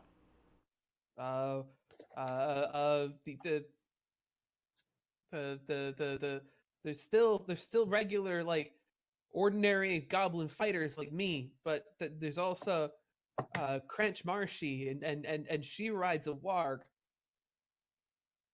Thank you. Well, all right. Alright. Well, Oh, a Neato. big awoo. That's gonna be my Awu now. when we get to undo that, I will. If that don't work, Wargs are not friendly. They are monsters. They are intelligent, and they are If not they're really- not intelligent and know what's good for them, they better let me fucking ride them. how about we go if a ahead? goblin Bad is- things will happen to them. A ward can be ridden by a goblin. I don't think it's that intelligent. How about we go ahead and set up an ambush, guys? We can go ahead and catch these goblins off guard if they, don't think that we're expecting them. Yeah, that's the plan. Yeah. Hey, Box, how could you lie? Don't untie him. If we do that, he's just gonna run and tell them that we know they're coming. Yeah, just leave him here as bait. No, Um, well, I'm gonna let him, just yell at the guys and say, hey, it's safe, come on over, untie me. If anybody, Have them come I over, mean, and then kill everyone. I don't think that'll work. I don't believe in his loyalty. The only way I'd ever let him out of my sight is if we pretzeled his legs. He's gonna immediately betray us if he goes. Does Sahi has sock? What? Does Sahi wears a sock? No, he doesn't. Well, I mean, does he wear socks? I don't know. I'm gonna say yes, he does wear socks. I'm like, okay, dog person just take all stuff into his mouth as a gag there. Instead, he's going to go ahead and, oh wait, do I have like a washcloth? I think I do. He's gonna You go are ahead and surrounded by dead people. He's gonna go ahead and over to one of the goblins instead that are dead. Pull off. Do any of them have socks? No. Damn it. Yeah. Do they have any like rags? Just take their loincloths. Yeah, Yeah. you can definitely get like shirts that they wore under their armor. No, he's gonna grab off a loincloth and stuff that in the guy's mouth. All right. Sorry for this box, but Okay, so- I'm not letting my sock get. I'm not gonna let my sock get covered in goblin drool. I'm sorry. all right. So, So, what I'm hearing then is evil party. Got it. No, my guy is true neutral. He just does not believe that goblins are to be respected. They do not contribute anything to the community. No, that's evil. Okay. Well, So we've tied up Boggs and gagged him so he can't give a warning about our ambush, but we still have 5 other fucking corpses. let's go hide him in the bushes then. Yeah, Well, let's go hide him in the bushes. I'm not hiding in the bushes with them. I I mean, mean, we just go wait and I mean, we can just wait in the inn again. I think that we should bury them respectfully. That'll Or- come afterwards. Don't worry. Oh, okay. I mean, if anything, we could just burn them. I mean, that works too. Yes, a proper funeral pyre for the goblins. She leans onto Lyseri. Yes. We're just what you'd expect for a marching army. I don't trust you people. I mean, you shouldn't trust most people. Look, you should not trust me, because I would probably kill you at one point, but probably the last one. I'm the least likely Yeah. person to kill you, and I'm the guy that used to The kill only people. comfortable thing that I feel is the only small piece of comfort I feel, the fact that I'm going to outlive all of you. You see, that's the type of talk that makes people think you're being pretentious, friend. Anyway, stop talking. Let's move these goblins into that bush. Yeah, and let's do it, guys. Yep. All right, and which I bush were said you I'll hoping to stop. move them into? I would recommend this one. That's a pretty that's big the one. bush. That's a nice corner to put them all in. Mhm. All right, just the powder owner in of your this corner. house is obviously not going to have been a fan of this plan when they find all of these goblins. We're gonna move them out and we're done. We're saving the town from an ambush. All right, Yes. so what is your plan to save the town from an ambush? I'm going to. Ooh. I say that we should probably surround the courtyard here and with the well. Each hide. If you were confident in your stealth, maybe try and hide in bushes The or well? trees. And if you are not, then go back into the inn. I guess. Sahi's just gonna go over to here and climb up onto this building's roof, and he's just Okay, going to hide on top of the roof if that's okay. Make your athletics check. It's not going to be Could it be acrobatics? No. What? Climbing is Acrobatics is used specifically. for balancing only. Climbing and jumping are Fuck. athletics. Okay, well, let's see how this goes. 1d20. It's what you I get got a for the fact that you add 17. dex to armor class. Wait, that's right. wait, I just have a base climbing speed of 20 feet, though. Right, never mind. You can just scrabble up there with your dog Yeah. paws. Alicia? Oh. Okay. I'm also gonna go ahead then and wait right here, and I'm gonna go. And if I roll stealth now too, or would that be later? That's fine. All right. Alicia will also follow up the roof, since that looks the sturdiest, and she has athletics. And Go she ahead, has a roll your athletics. musket. And to do that, you can just click athletics on your character sheet.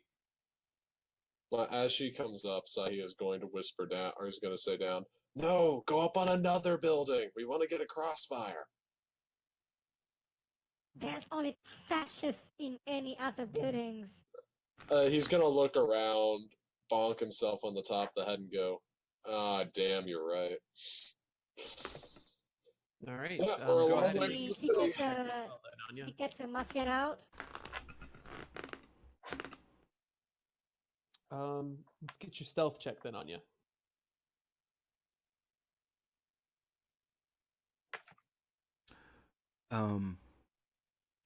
So these little fences here, how I guess they're probably, these are fences, right? Not like walls. Yes, they would not keep out a rabbit. Okay. It might keep it. Go. Then just all back Keep it inside, going. you two. Olive is going to hide amongst these bushes behind this around the corner from the inn. All right. Roll your stealth as well.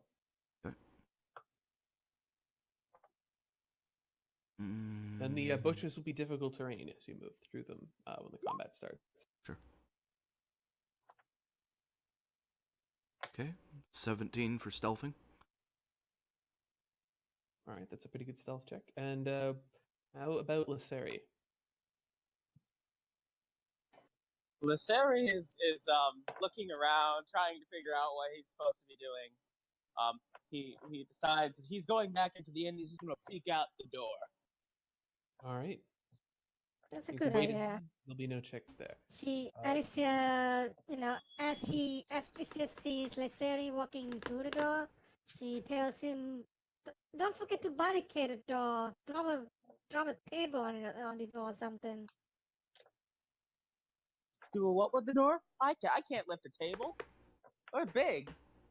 And they're not supposed to be moved. Barricade the door. Oh, barricade the door. Oh, that makes it so much more simple. Shut up! Just get ready to jump out when we start shooting things. He does Just exactly stay that. inside. He's just gonna laugh and say, telling the kid to sit it out. That's great. All right. So you guys wait and set up your ambush. For those who are interested, who might be watching this, the maps for today's campaign for today were created by Neutral Party. They are on Patreon and have all of the maps they've ever created at a ludicrously low subscription price. I think they're fantastic work, and I would recommend them. And one of the reasons I would recommend them is that I can do this. It's daybreak before the encounter arrives. Oof. Oh, But your ambush goes off well enough. None of you failed your basic checks, so what I'm going to do is I'm going to ask everyone to roll initiative, and we will skip the goblins on the first round.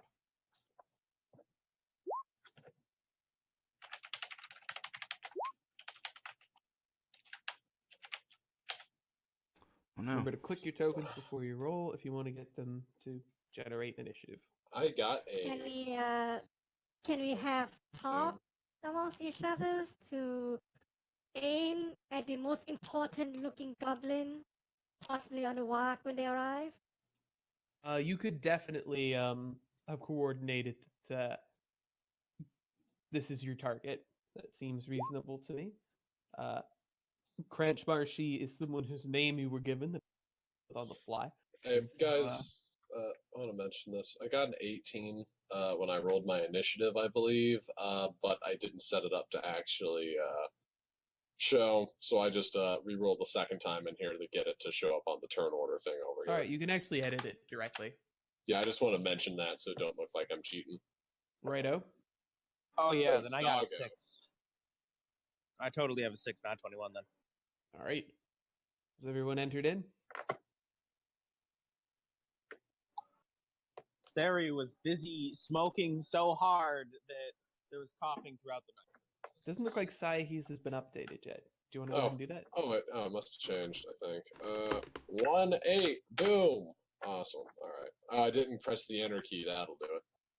All right, Olive, you're up first on this ambush.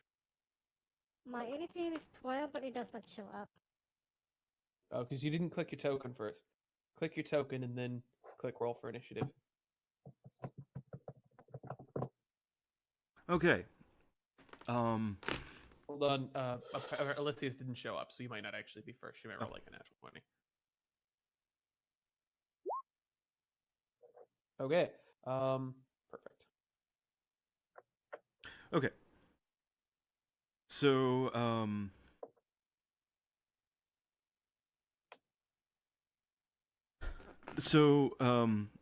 Olive, takes a step forward, and, slowly pulls the, a bow across, a violin, and, she, softly sings, "Hush now, quiet now, it's time to lay your sleepy heads." And I cast sleep centered on Kransmarshi is a All right. What's the radius on sleep again? 20 feet. All right. Good So that work. should You get- avoid hitting bogs. Yep. All right. Roll your sleep. All right. Oh yeah, I'd hate to have dogs go to sleep, right? Well, you I don't wouldn't- use some of the. I wouldn't want to waste absorb some of the point. yeah. Oh, I see. Well, we know he's also the MVP of the party. So Alright. 27 hit points worth. Then let me figure out the icon I want to use for a sleep. I'm going to go with this one.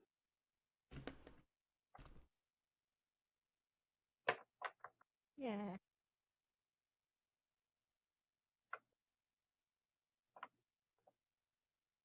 All right. The three goblins sort of snooze and yawn.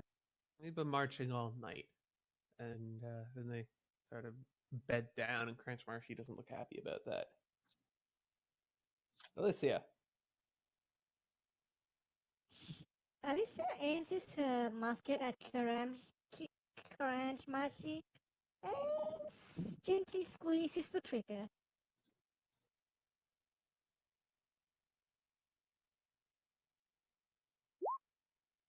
All right, an 11 does not hit. Even though the target's unaware and you have advantage, the 13 also hit. Oof. You hit Crunchmarshy's shield. Oh wait, Flygy. I have a quick question. So if I'm right, you can attack twice if you don't move, right? You are not right. Okay. How does that work out? You have an action, a move, and a bonus. Okay. You can use your action to attack. You can use your action to attack twice if you're dual wielding, but you have to spend your bonus as well for the offhand. If you have Oh, I multiple see. attacks, you attack multiple times as just your action. So you can I actually see. run in full attack someone if you're a fighter. You could be all like, I'm going to run up to him and attack him 5 times. I see. Okay, that makes sense. In that case, yeah, I'm just gonna go ahead and But you don't need any special feats to offhand if that's what you want to do. You don't get to add your stat to offhand unless you've got a feat for it, or an ability for it, I should say. But you can still roll it as an offhand if you miss, because it's worth it to get your sneak attack. Rogues should 2-weapon fight, in my opinion. I'm gonna go ahead and hit Hungry Goblin right here. The sleeping one? Yeah, this one right here All right. with a dagger. Why? Because I'm gonna try and because I know I'll probably one-shot it. Well, actually, not with a dagger. I've got a instead I'm just gonna throw But it you're out going to the- get sneak attack. You should. Oh, you're right. Since we have surprise, you'll have you have advantage on Kransmarshi. I You don't have Yes. advantage because the range of a dagger is only 20 feet. Long range is going to be 60. So But you're right. I guess I it could would throw come it out to neither advantage nor Yeah, disadvantage. so I'll go ahead and throw it. Yeah, I'll throw it at the rider. Why not? D20 plus 4. Wait, no, 6. 12. Oof. You don't even hit the shield. God dang it. Org is still surprised. Crunchmarshy is still surprised. Lacerate. I love abysmal rolls. You walk up and open the door because you're not participating in the ambush. Back to Olive. Oh, that was fast. Okay.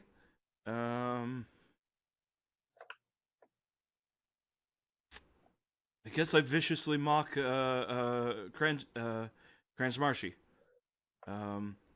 She's a lazy douche canoe. Yeah, you were late and everyone died, Crunchmarshy. She seems fine with that. Dang. She doesn't even care. Sleepy She's Goblin, probably Sleepy happy Goblin, to be a Alessia. douche canoe.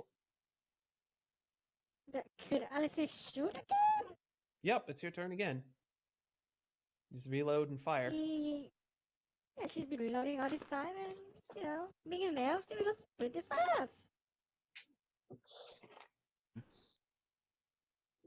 Mm.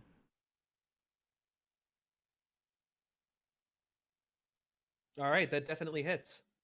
Oof. Nice. All right, you blow Crunchmarshy's head off. He goes flying back and lands a headless. Oof. Well, damn, that was pretty good then. Alicia gives it on like, now that's a hit. Sahi. Uh-huh. Oh, yeah. I'm gonna go. He's just gonna go ahead, take a second to appreciate what he just saw. He's gonna go ahead and throw a dagger at the warg. All right, disadvantage at this point. The warg is aware of you. You're right. Oof. Alicia asks Sahi, can you speak Awu? I can't speak Hard that. war? I don't speak that dog's language. I only speak normal dog language. Yes, this Awu speaks Goblin. Hmm. It's a Goblin pup. All right, that still hits, Okay, boom. but unfortunately, it is not sneaky. Dang it. It's gonna be a 7. Oh. All right, the warg is going to rush up to here and wake up Goblin. Bastard. Your ingenious Alright, plot Bark has is been down. undone. And we're into Lisseri. Lisseri, the door is open. You can take a turn. I'm gonna look out and see this. And Lisseri Big ass instantly dog. enamored by the warg. I want to keep it, he says. Of course he does. Every party needs a pet. And I'm going to call out in Goblin that I will feed the warg if it works for me. Wargs probably aren't the best pet, but there might be opportunities for animal taming if anyone's trained in animal taming. Oh, Let's be honest, the best pet are brass dragons. those are not pets. Those, Shut up. Those are cats. They're like cats that could kill you in an instant. You know But what they cats won't are? because they're Cats are brass pets. dragons. Cats aren't pets. Cats are there because it is. Cats convenient. occasionally choose to take humans as pets. Yes. I would argue that that's sort of how it works out for brass dragons, but brass dragons need conversation to maintain sanity. So at the same point, it's kind of like a reciprocal relationship. I'm gonna cast Toll of the Dead on this awoken goblin. Okay. So 13 DC Wisdom save. He does not make it. Whoa! Whoa! Whoa! Oh, that poor man. Zero does necrotic. not. All right, you kill him. All right. He gets up and then his body shrivels and ages. Just turns to dust, dude. Just Yeah. like fuck. It's like that Falls scene over from Indiana mummified. Jones. Or not mummified, Hands like reach up from the ground and start clawing at his legs, dragging him down. no, none of that. He just ages quickly and Aw. becomes an aged corpse. Necrotic damage, not zombie hand conjuration. God, is that a spell? That should be a spell. There is a spell to do There that. is there is several such spells, depending on how loosely you're willing to define him. But Anyways, yeah, so this guy's not getting a turn anymore. Olive.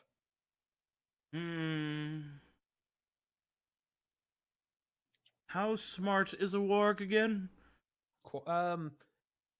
You would say about as smart as Olive. Okay. Then it's smart enough for this to work. If my range is pretty short though. Let's see. Okay. So you're looking at 35 feet. Yeah. So I have to move closer first. If I want to do that. Yeah, sure. So Olive, her steps out of the bushes, and she says something to the to the warg, which it interprets as hilariously funny. I'm casting hideous laughter. All right. Wisdom save. Yes. Hmm. It does not succeed. It is incapacitated then.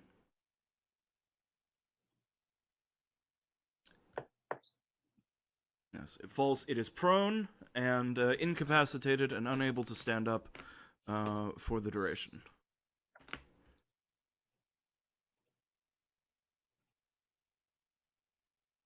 Alicia.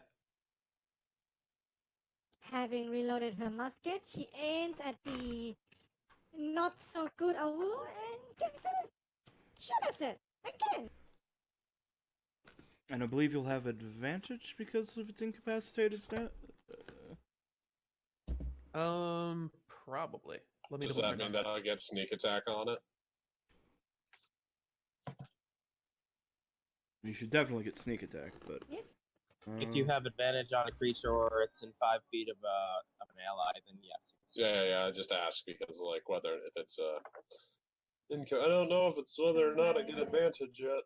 Just hold on. I'm checking incapacitated. oh, unfortunately, she actually has disadvantage because it's prone. And you wouldn't get advantage anyway because it just can't take actions or reactions. Mm-hmm. I find it It's strange. rolling around laughing. It's not actually frozen in place. Yes. So I imagine that Alicia got the walk in her sight, and it just like drops down laughing and just like start rolling around on dirt, and she like swinging her musket left to right, trying to aim it, and it squeezes the shot, but it just hits the dirt instead. You send up a spray of earth. Sahi. Yep. Okay. I'm gonna go ahead and shoot for the. Learning moment. Wait for the rogue to get into melee before doing that. I'm not gonna go and move into melee with that big thing when I. No, already have I mean in hit general points. for the future. Yeah. I shouldn't have made it drop prone when everyone's still using ranged attacks. I'm gonna go ahead and move up to here. I'm actually gonna move to the very edge of this little overhang here. All right. Go ahead. Okay, that's gonna be the edge. Okay, I'm gonna go ahead and. Yeah, it's still not gonna help that much, but I'm just gonna go ahead and throw a dagger at one of the. Well, you can't have disadvantage twice. Yeah, I'm throwing it at And the. they're all prone anyways because they're asleep. wait. so. Oh, well, I thought you had advantage on sleeping things. Oh yeah, that'll cancel out. I still have the range, though, is the thing. The So I range think bomb. Still comes out to disadvantage. 2 disadvantages and an advantage. Okay, well, in that case, let's do this for that sleeping goblin right there. right. But would I wait? But would it still be a sneak attack? Yes, he is not aware of you. Okay.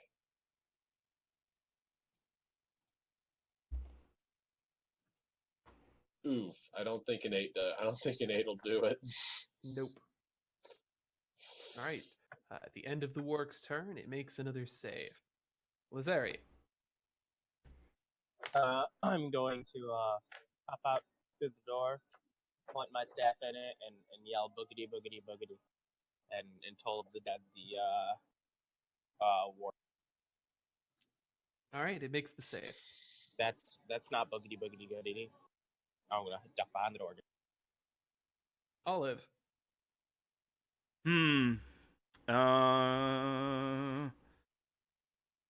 See. Does casting a cantrip ruin concentration? Nope. No, Unless the spell concentration has is concentration, it doesn't ruin concentration. Okay.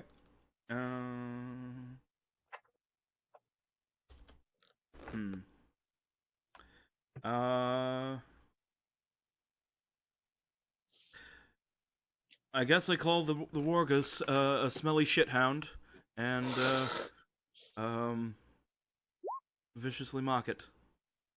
It's fine. Oh, it can't hear me over the sound of its own laughter.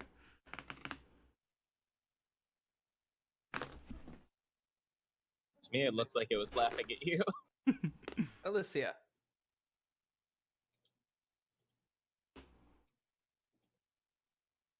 Hmm. You know what? Can't you charge the wall?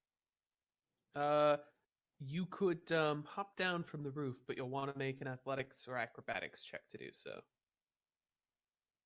If you were to do Okay. so, you would still not be able to reach the warg in one turn because of the fence. Yeah, that's true. That's fine. She'll just shoot at the walk again then. Well, you could shoot at it and then hop down. Nah, she doesn't keep shooting at it. Walk can't get her on the roof. No, that's true. We'll have to go after one of the squishies that heals you. Yeah. Yes. And the most important thing is that it's not her. You were the Ooh. worst fighter. Anyway, Sahi. Oh, oof. Noticing that things aren't going as quickly as he'd like to, and he is rapidly running out of daggers, he is going to backflip off of the overhang here. All right, go ahead and roll I'm acrobatics. gonna look for the YouTube video of a guy backflipping off a roof and then face planting on the ground. That's going to be an 11. Yeah, you land on your feet. Okay, he's then going to go ahead and use Super Tabaxi speed to go 12 squares. Because Well, this you don't is really just need to go 12 squares, but okay. lightning speed. He's going to go over to. Well, actually, Standard I've got. speed will do. That's 30 Yeah. feet of movement. Dang it! All right, he's going to go here, and then he's going to go ahead and stab this one who is currently incapacitated due to laughter, if I'm correct. Yes, Yes. although that is not a sneak attack situation. Oh, it's not. Ooh. But it's the prone. prone is, though. Yeah, it's prone, so you get advantage if you're using a melee attack. So that will It is that a will melee be a attack. sneak. Yeah, so it will be a sneak attack. Oh, will be? Alright. All right, Yes. let's do this then. All right, so rapier time. Let's see. All right, that's a hit. Okay, I'm gonna go ahead. Okay, slash roll 1d. That did not wake it up. Oh my god! All right, 1d8 plus 1d6 plus 4. That's gonna be 16. All right, you Nice. badly wound it. You've slit its throat. It's bleeding everywhere, but it's not quite down yet. You On will its one turn, shot Doesn't me. wake it up. it will save at the end of its turn. Getting one stone throat slit is probably not very funny. No. All right, Lisseri. I'm gonna pop out of the doorway again, shake my stick at the ward, and then duck. Solve the. All right, you hit. Roll your d12. 4 necrotic. All right. The wound continues to bleed, and although Lisseri is confident that it was in fact the Great Mother that killed the warg, everyone else really thinks it was Sahi. Great. All right, The that's Great Awesome. Mother works the in combat. mysterious ways. How do We you want now to deal with know. the sleeping goblins? Well, I tied him up. Do you have 2 more ropes? I don't see why we would not. anyone do here you. start with adventure packs? I know I had an Anya had a rope. entertainer. Yeah, I do not have a rope. Did Sahi have a rope? We're already The- using that on Boggs, right? And did Lisseri The, have a rope? I have an explorer's pack, so yes. All right, you do have enough ropes. Tie them all up. Do we really want to keep 3 goblins? I mean, what Yes. else are we I gonna was This do? is turning into a small encounter when they break free. You understand? How about we go get? How about we just get the guy in charge of the town guard? Tell him that we've captured these goblins trying to raid him, and then he can decide what to do with them. No, but they could be our minions. Says No, Alice. they won't. All right, They'll as I sass. advised when I set up this campaign, there is to be no warband management. You are not to recruit NPCs. It is strictly forbidden. I would like to go ahead We're- and start searching the we're not- bodies. We're not Alright. recruiting NPCs, we're capturing NPCs. Also, I'm gonna take all of the daggers off of the sleeping guys. All right, well, you find 4 Yeah. more daggers, Let me 5 get suits, them. Sorry. 5 suits do of I leather. roll? No, Do I stop. roll athletics? Stop. No. 5 suits of leather armor, Okay, a we're up. scimitar, a short bow, and a shield. I'm gonna go ahead and give Olive 2 of the daggers. Do I roll athletics to? No, you can just climb get down now that you're not in combat.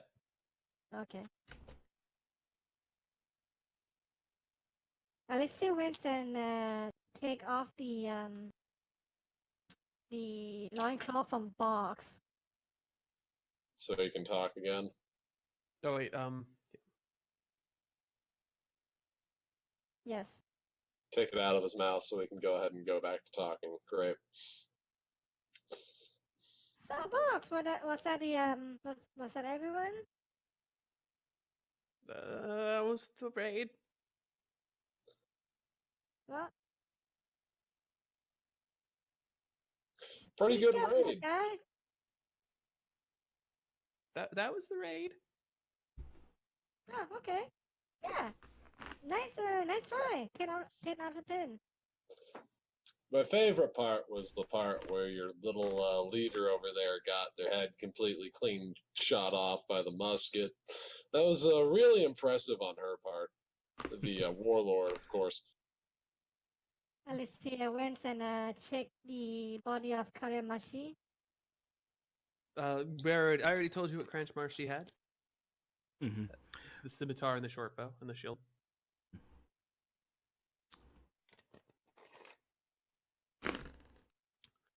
And you also get XP for this. How much was it again?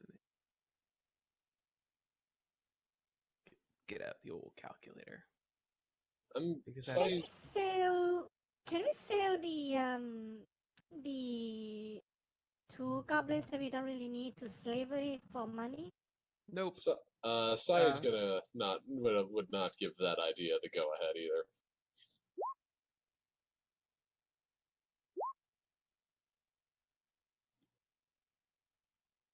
$56 XP. Yep. Please mark your sheets accordingly. How much again? It's written down.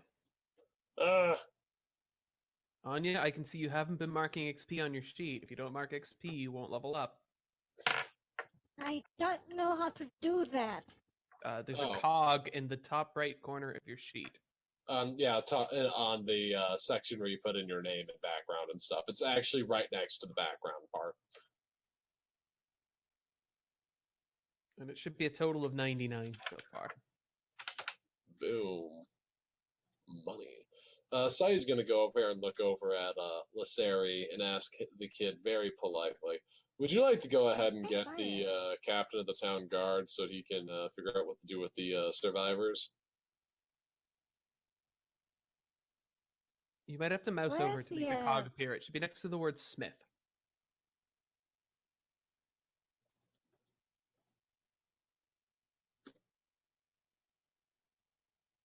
Ah, So it was actually okay. under the word Smith is what we wanted. It's the experience points. Right there, 99. Under the Wordsmith. What's that? About one line below it, you'll see race, alignment, and experience points. Ah, 99 goes there. There you go. When that hits I've 300, only you seen level up. this 56 XP for the first time. I don't know why we have 99, but okay. Because you also got 43 from the previous encounter. Alright, I did not see that. Well, it was written down and mentioned. Fair enough. Okay, That'll be when you get to 300, you'll level up. nice. Olive goes over to Sahi and says, "We should probably. I have no objection to just letting the town guard, or the sheriff or whatever, hang these goblins or whatever he wants to do. But it might be in our interest to keep one of them on a short leash to lead us to where this cave is. They gave us directions, but I don't trust Yeah, to figure it out. I'm So- saying we just keep Boggs. We have him lead us like a scent dog. Yes. Yes, that was what I was thinking. So turn the other two over, so I don't have to get my sword dirty. I'd And suggest we still go get whoever's in charge here to, find these guys and be here for it. Maybe they'll give us a reward or something. well, I Oh, hope. Yeah, okay. I can go do that. I'll go look for them.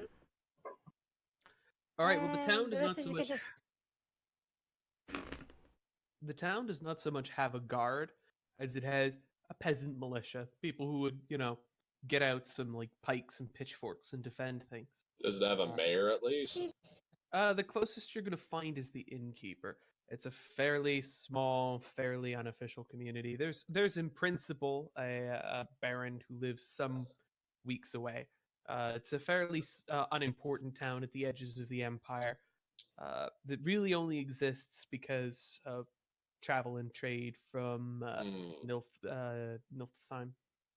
In that case, let's You go almost get said the Nilfenberg, innkeeper. didn't you? No, I'm trying to say the right word, and I keep saying it wrong, but I'm not trying to say Nilfenberg. I'm trying to say Nilfheim. How about we go ahead and get the innkeeper then, guys? We can have him deal with these. He seems to be the guy everyone talks to. Yep, Mhm. Maybe he'll let's give us. let's just gather the dead bodies first. Yeah. I'll go get him while you guys go ahead and do this. Maybe we'll get some free food.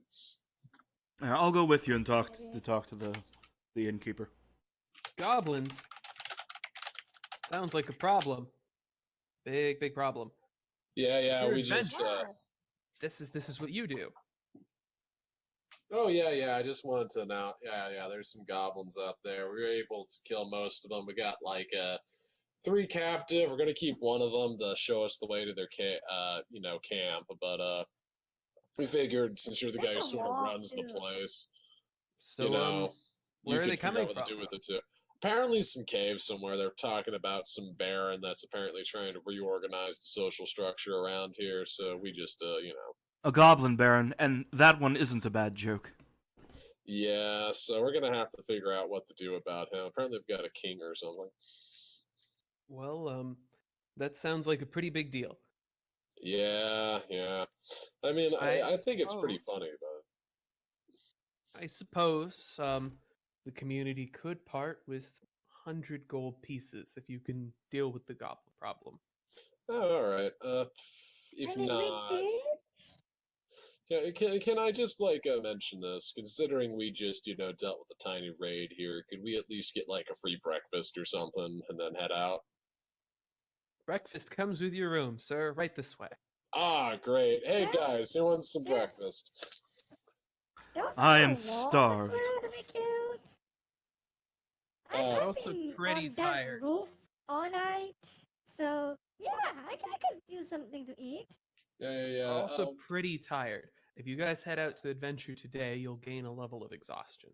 Yes, indeed. Wait, one more thing. Does anybody here want to try and skin that warg? Because Hold up. that pelt might be worth something. I have survival. Oh boy. Well, you're a bit tired right now.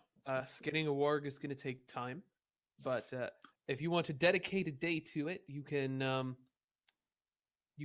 make items out of it. You can skin it for a bit of money. Or you could, give yourself a nice warg fur dress or something. I will say that this could A be the nice- component for. Let me double check something. How about a nice walk, fur coat, like Oh yeah, Games of Thrones style? that might be useful. There are mountains nearby.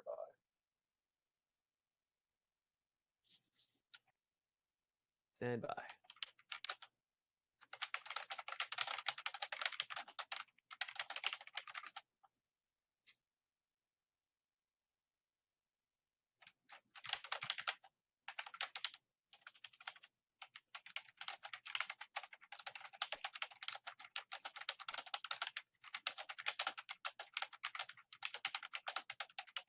All right. I am going to say that preparing this pelt will take you 5 days of work between severing it and drying it and dealing with it. That's 5 full days, but you will be able to sell it for 35 gold pieces. That's not that bad. Hmm. Well, That's a lot of time we don't have. Sell it? how about we just? Well, I mean, you could maybe just sell the warg to somebody that does skinning work in town. I mean, you did Yeah, technically they'll help. pay 10 gold for it. That's good. Go with that. Sure. That's not bad. I will add. So, I will add 10 gold to the sort of pile of dead goblins. treasure table for now. All Round right. up later. It will make an aristocrat a lovely cloak. I wanted a cloak. Well, you can buy it from him later for 35 gold. That's right. I suppose so. Maybe the local enchanter will buy it and make it a cloak of protection.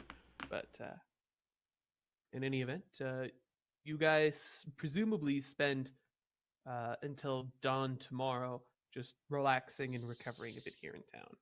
Yep. Yes. So, do you ever take off your costume? Alicia asks Olive. Not if I can help it. And why would I? You could want a shower?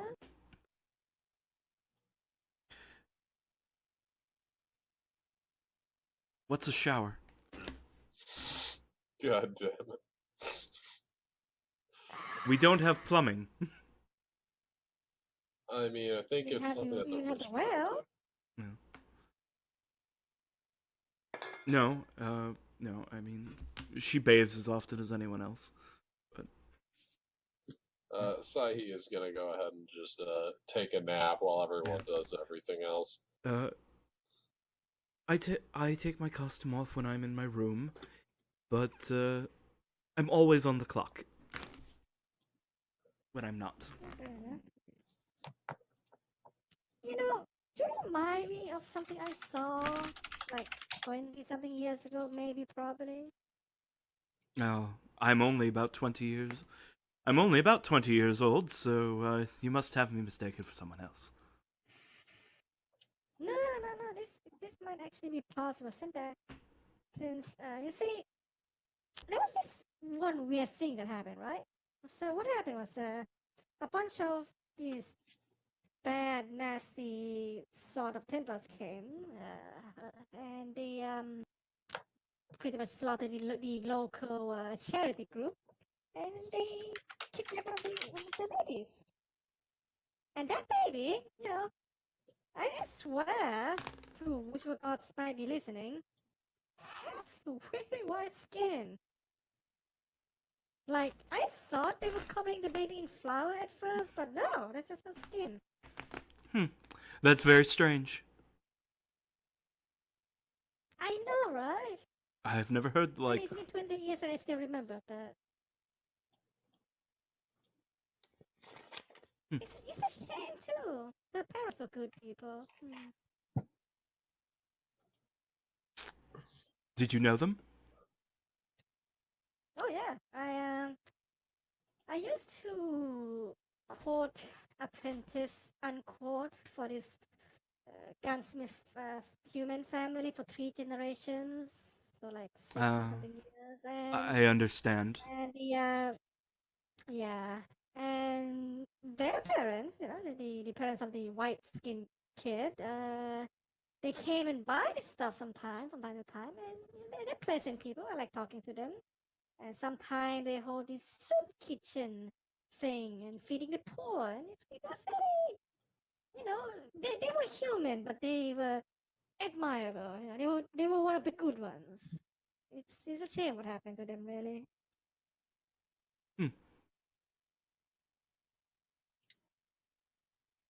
Who alone knows what the devil worshippers were doing giving away food?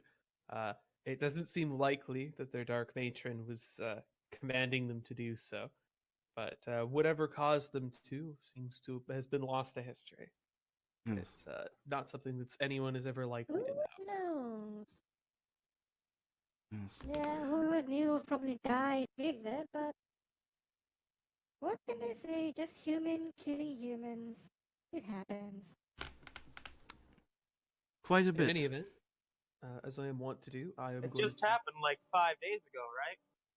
be right back, and you guys are free to continue talking or take. Sleeping dog noises. Coughing, weed smoking noise. Bad joke noises. And then sleep. Sleeping's important. If you don't do it, you die. Yes. But see, elves don't sleep. But they do trance She for stays 4 up hours. 20 hours a day. Yeah, they just kind of like, so I just kind of like sat there staring at a fire, occasionally poking fun at it like 4 hours. Well, you gotta Yeah. keep an eye. You can keep an eye Yeah, on I Boggs. Yeah, sure. Box can, just probably pass out by now. Oh yes. And Alicia is deep in her thoughts for 4 hours, occasionally poking the fire.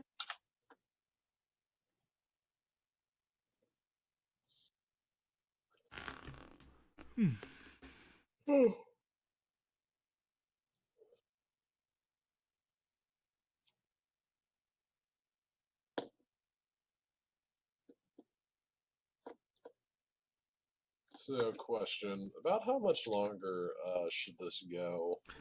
I Not was partic- I was assuming we were gonna stop at about 2. That's the usual Alright, time. That's time about period. the time it is now. then. Yeah. So I'm waiting for Retro to get back, and then This might be a good time to call it then. yeah, and it's also a good natural stopping point. And next time, we'll have our long rest and then head out to Alright, thing. back. So we're gonna wrap up about right now, Retro. If people would like, I'm comfortable to pause here or go on. How are people feeling? I think now's a good time, honestly. It is pretty late. Yes. I hope everyone had fun today. Your party is ridiculous, but I think you're developing good chemistry. And I'm glad we did that exercise at the beginning. I was smiling broadly like a fool when you guys started talking about each other's back stories. Good. Beautiful. It's Mhm. everything a GM is And always. because of that, Alicia will probably have to eventually kill Lorelei. Why are you going to have to Wait, kill what are we Larry? What is happening? I missed that part apparently. I'm gonna have to kill you eventually. Why do you have to kill this Larry? Yeah, I don't see any reason for that. Because they said idly biased her people were slaughtered in droves. I mean, Now, she I didn't was like- personally. I was like 15 at the time. And that's young for a Velganar. That was That's tall male. I'm like 5 years old. I was like 5 years old. Treachery is a worse That's crime than fine. brutality. That's fine. Don't worry. I'm just doing this to, not to get at Lizard, but I'm doing it to get at Lizard's parents. Hey. I mean, I've got some very bad news for you if that's the case. Yeah, Velganar are not big on caring about one another. Yeah. Meanwhile, the dog's just sitting back there But like, yeah, it's. I did just say that she likes Lysera, fulfilling her, so she'll kick it last. the doggo is literally thinking to himself, at least mankind didn't roll over for their new masters. Although you did roll over for the people who conquered Elysia. Your people are fully integrated into this empire and making no noises about leaving. Of course, it was a different era. Your people arrived after the emperor who had the elves purged had already died. Oh, well, I mean, let's be honest. That was a faraway foreign policy issue. That wasn't really our concern. I imagine not, but in any event, But The dog people I were can very imagine. isolationist until everything went down the shitter. I do imagine that the dog people does, very frequently roll over for belly rubs. They are Sahi is really not a. good boys and good girls. I mean, maybe. Sahi's a jackal, though, so I don't know how that works. Which I suppose implies that I guess any type of dog would work, because, I mean, the barkeep is, I think, a corgi. Yes. Hmm. And I'm Barkeep even is a throwing in very a few good boy. boxes because it's difficult to find evil-looking dog people. It's not something artists generally conceive of. No, you're right. That's because dogs are too cheerful and lovely. Which is I why mean, I'm amazed that mine looked as, dark and spooky as it do. I'm at this point basically going through all dogs go to heaven looking for shots of standing up in clothes if I want to get evil-looking dogs. Yeah, goddamn it. Oh, man. Well, the reason why mine's It sort might of. work. It might work. Well, mine's from like a Slavic horror game, so that's why it was able to look the way it do. But What do you guys think? oh, what's Big bad? this? Yeah, Yeah. not totally 100%. Well, I'm Yes. kind of disappointed that that's not our barkeep, man. That type with the fez that good. All right. And anyhow, then, in 2 weeks, the quest for the Goblin Cave and the treasures that lay within. All right, guys. Oh my god, that's Carface. Yes, I said so before I linked it. I'm gonna go ahead and head off now, guys. It was a pleasure playing with everyone. Good night, everybody. Yeah. Good night. Be safe or don't. Do whatever you want. I'm Have fun. never gonna be safe.